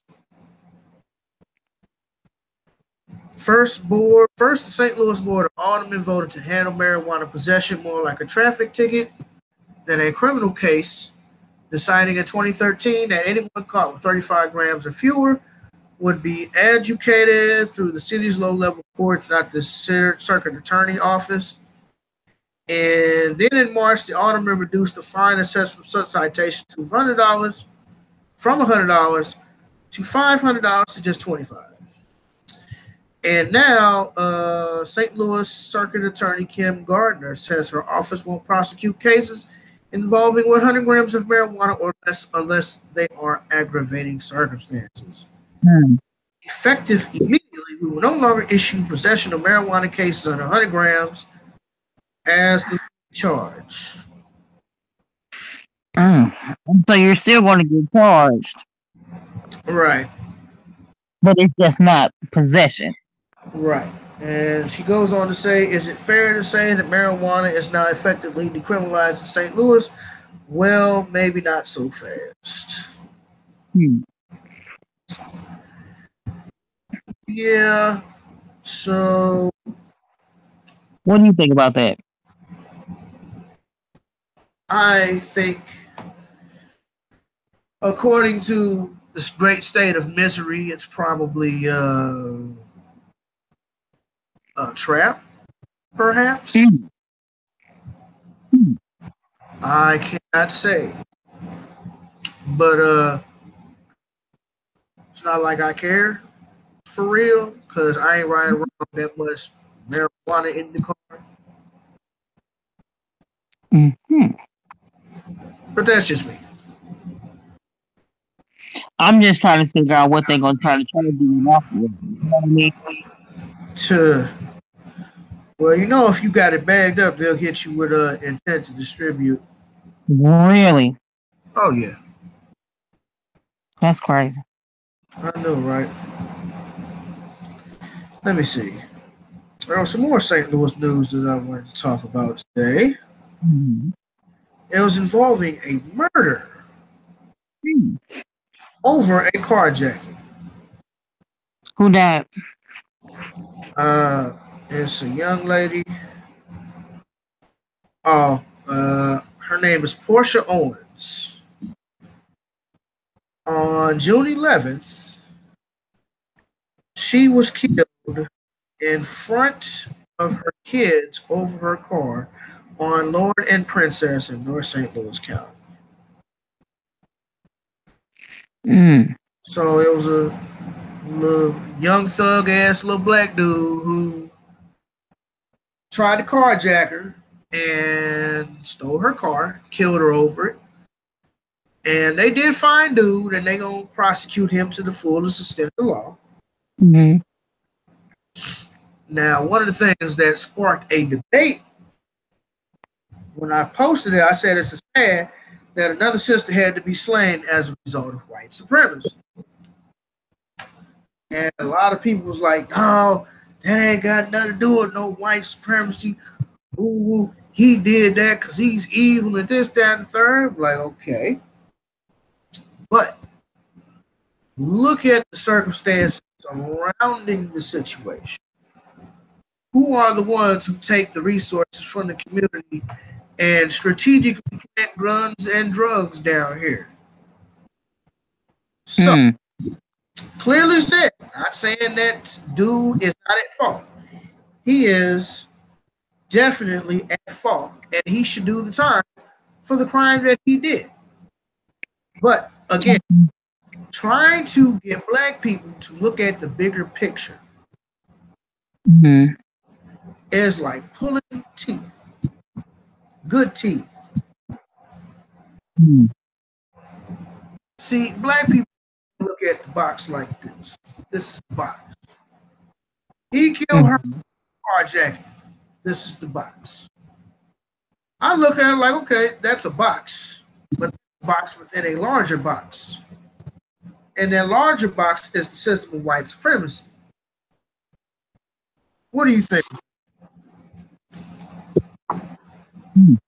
Do you think that the white man had anything to do with that brother killing that sister over her car? Sister Portia? In the grand scheme of things,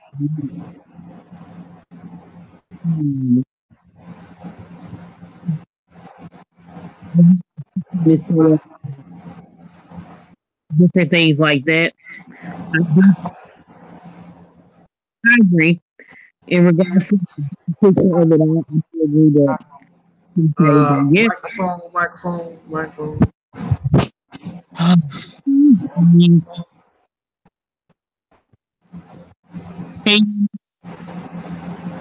You still putting it out.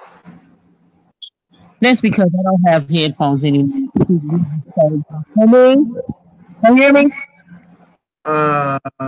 Say something. Can you hear me? Yes, I can hear you now. Yay. Okay, great. So, basically, grand scheme of things, yes. In regards to what you were saying about looking at the big picture, I do agree that things like systematic oppression and white supremacy have played a part in black folks robbing to try to feel like they need to get ahead. Am I completely 100% taking the blame off of the guy who did it? Not at all, because even in the system of white supremacy, you still got to be able to know the difference and still be able to, just know the difference between right and wrong. But no, I agree. That is true. And people just missed the whole thing. I'll be like, I really said I was not excusing his behavior because his behavior was absolutely wrong, unacceptable. Yeah. I'm glad he got caught. He deserves whatever punishment that he's going to get for killing a I believe it was a Dodge Charger, a new ball Charger, in front of her motherfucking kids. It's foul. Nigga, you deserve whatever. Then they try to say he was bipolar. Oh, he was bipolar. Nigga, fuck out of here. Bipolar my ass. Yeah. It was absolutely wrong. Absolutely. 100%, yeah. 100%. Nobody said he was not wrong. He was wrong. But why? are we doing this to each other? Why are we killing each other over little minuscule things like cars and clothes and jewelry? Yeah. I just want to ask you a question. Yeah. You know, you gotta go down deeper. You know, you gotta go further in the matrix to find the answer. Yeah. Everybody wants to dig only a few feet below the surface, but it's funny because I was watching Kingdom of Heaven the other day. Kingdom of Heaven is a very good movie. Mm-hmm. So his father, Liam Neeson, died, and like all of these lands over there in the Middle East, because this was going on during the Crusades. Okay, so dude's got land, and he first comes to his father's land, and he's never been here before. And his father's like bodyguards, knights, advisors, whatever. They like, well, you know, you have 140 cattle, and you know, you have all of these acres of land. And dude's like, the one thing we don't have is water. So the first thing he did, he had everybody in the town start digging holes for water. Now you in the desert, the middle of the fucking desert. They lands as dry and barren as shit, ain't no water. But they kept digging until they found water. And then they had a few spots that they dug, found some water, stone the walls. Shit, then you see they got a whole irrigation system. They got crops, all type of stuff. But I just say that to say, gotta dig deeper. Yeah. What you think? You know, I agree. It's like oil. You gotta dig for oil. Yep. You gotta dig for water. Yep. I agree. Water somewhere, but you gotta dig for it, and you might have to dig quite a few spots in order to find that water. You gotta dig for it. You gotta dig deep. It's like digging a trench. You gotta dig deeper. Got to. I agree. Because everything is not just what you see. You gotta have it. You gotta have it. That sight beyond sight. You gotta have that sword of omen sight, nigga. You gotta be able to look beyond what you see with your eyes. Mm-hmm. You must look and see what that white man is doing. Because the last time I checked, niggas didn't have no planes and no ships, and it's hardly very many, it ain't hardly that many gun manufacturers that are black. Mm-hmm. So please tell me how all of these guns and drugs shit is entering the community. You got a point. Yeah. When there's people who have came out and said, I think it was like Corey's people in Chicago, Corey Holcomb people. You remember he was on the 50 show when he was talking about like his cousin, like big ass diesel military trucks pull up in the alley, drop a crate and leave, and then drop another crate a couple of blocks away. One crate's got the guns, the other crate's got the bullets. Come on now. Let's be real. Niggas just ain't out here doing it to themselves. Like, do you think that if we was left to our own devices, shit would change? I think. Yeah. But that'd be too much right there. They'll never leave us our own devices. We might do too well. Shit, we do. That's what happened to Tulsa, Oklahoma. It was like, how long these niggas been out of slavery? And they got what? Oh, yeah. Because they jealous of us and everything that we are. Rebecca, do you have anything like that? No, you hit everything, brother. It ain't nothing I could add or take away from that. You must dig for the truth. They say the deeper you dig, the blacker the earth gets. So you must dig for the truth. You must dig for it. You go to the library. What's a library? That's where they bury their lies at. If it's means you have to dig for the truth. Oh, dropping on you today. Yeah. Anyways, Rebecca, what you got going on? Me? Huh? On the new hairstyle side of the game? I ain't got much to finish this book.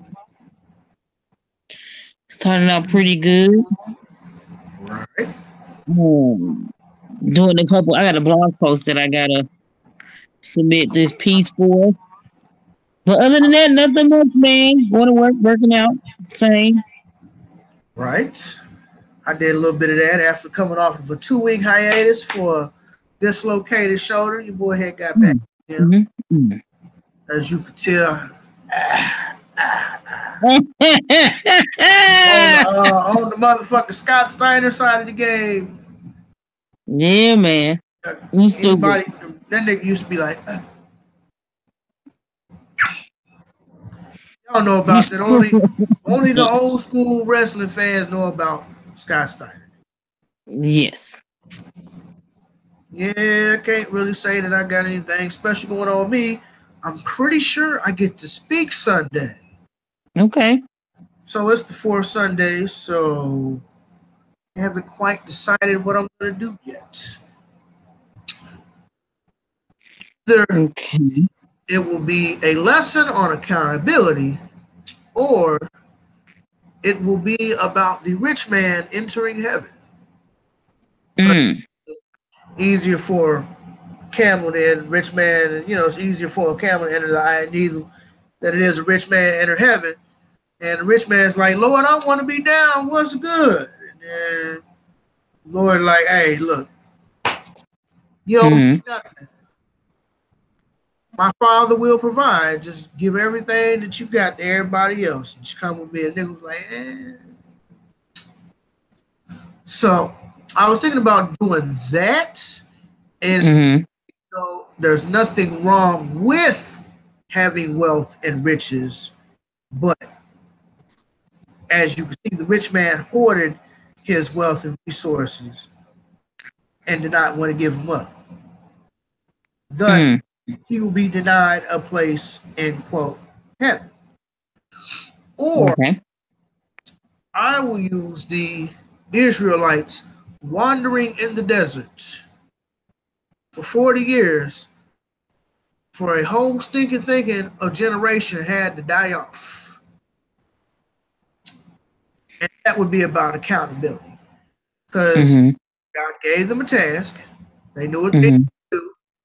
He had already shown them what he had done in Egypt and in the Exodus. And then when you got to the promised land, you looked over, you'd be like,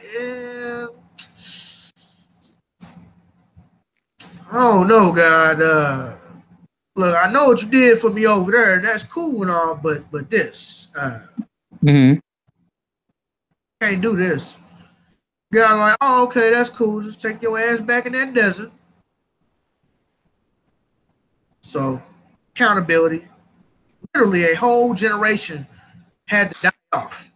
So that stinking thing could die off, just so they could move into the promised land. So that's accountability.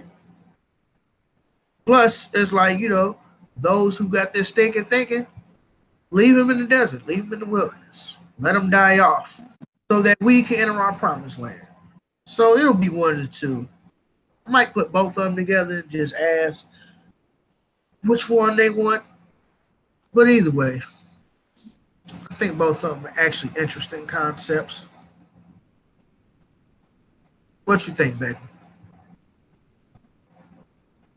I agree. I think it would be a good message if they let you do it. I do agree to some extent if we got people who don't want to learn or who not trying to progress, it ain't nothing really much you can do about it. Ain't nothing you can do to help them. Leave them alone. Leave them in the desert. They have to be accountable for their actions. and you have to be accountable for yours. And I can tell you from personal experience that I have wandered through the proverbial desert.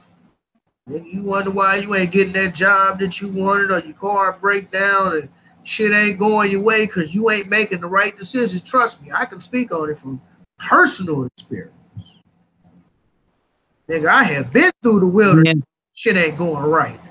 Everything going, I can't get a job. Just done broke down. Everything going wrong. Trust me, I done been there. Yeah, man, you try to do every single thing that you possibly can do, and nothing's going right. That man, look, come on. Then you gotta be like, damn. Then you gotta sit down and think, like, what am I doing wrong? That is true.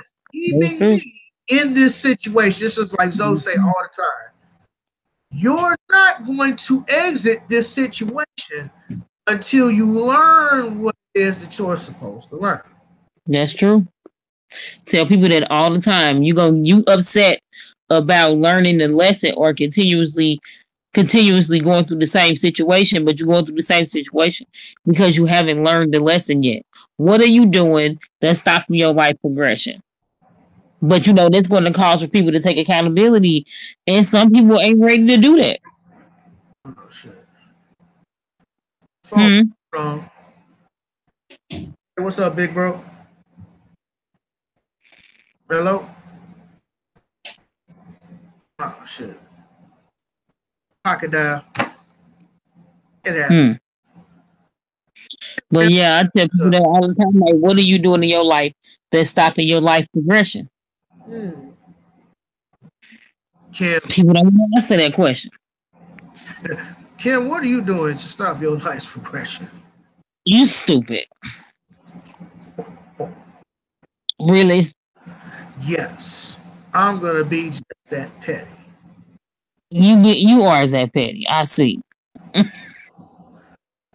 Hold up. Don't you never call my phone. I'm sure she got the message. She ain't talked to you. Well, you know how females get when you move on about your business and then they realize that they fucked up and they want to come back around. Because I told you that, like I hadn't really talked to Jessica like that since we had that conversation about Jesus. And then we had that other it's like, well, I think you're nice and woo woo woo. But I think we're just too different and woo woo woo. I already knew. You knew? Like, yeah, I knew from that last conversation we had. It sucked all the energy out of the relationship. So we were Thursday, just talking, whatever. And then I had seen her Friday at the block party, the late market block party. Shout out to the homies Serena and Lucinda, and they boss Jeremy for the late market. Shout out to them. Put on a block party event for some vendors and stuff. I was out there. The homie Zach from Black Boutique was out there. Had a whole bunch of vendors. It's really nice. I know she's been extra friendly, like on the extra friendly side of the game. Like we just didn't have this conversation about I wish you believed in Jesus.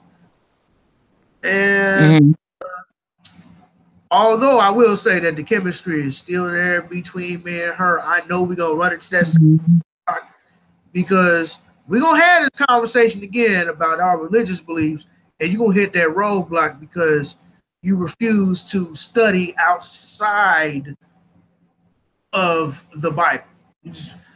I got this Bible and that's it. It's all I need. I don't need nothing else. Like, okay, that's cool. There's nothing wrong with the Bible, but if you didn't need any other books, then the Bible would teach you mathematics and sciences and everything else. So I had this conversation about Jesus again, and then she gonna get mad because she don't want to study anything outside of that, and we're gonna run into the same thing. So despite her being on the extra friendly side of the game, I'm gonna keep it real kosher and cool. Yeah. I mean, now she treating hey, you want to go out? I'm treating. Well,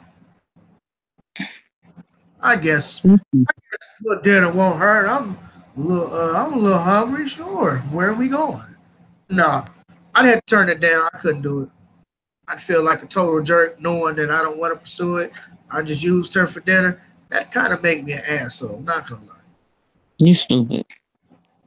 But anyways, you can reach me on Instagram, The Overweight Lover. That's the letter D, OVR, WEIGHT, LVR. You reach me on Facebook, Dave Landrum, and More Law St. Louis on both the Facebook and the Instagram. Rebecca, what you got? Yes. So you can reach me on Facebook at Arthur R. Quarles or Twitter and Instagram using the same name, Lady Q1502, which is LADYQU 1502 on Instagram and Twitter. And that is all for now. You can also follow my stuff on I write for this page called The Idea Five Started, so I do pieces for them. So you can definitely catch me on there too. Right, you can catch me in the laundry room because that's exactly where I'm about to go. You stupid. Don't act like it's just me. No, I washed clothes yesterday, bro. I ain't doing nothing today. Oh, so you mean to tell me that you didn't make that journey down into the dungeon to wash whites today, Rebecca? No, I did not. I will see them white clothes tomorrow. It's too hot for that. I don't need the white clothes right now. And on that note, we out of here. Like, comment, subscribe, share it, tell your friends, and we out of this mug. Peace.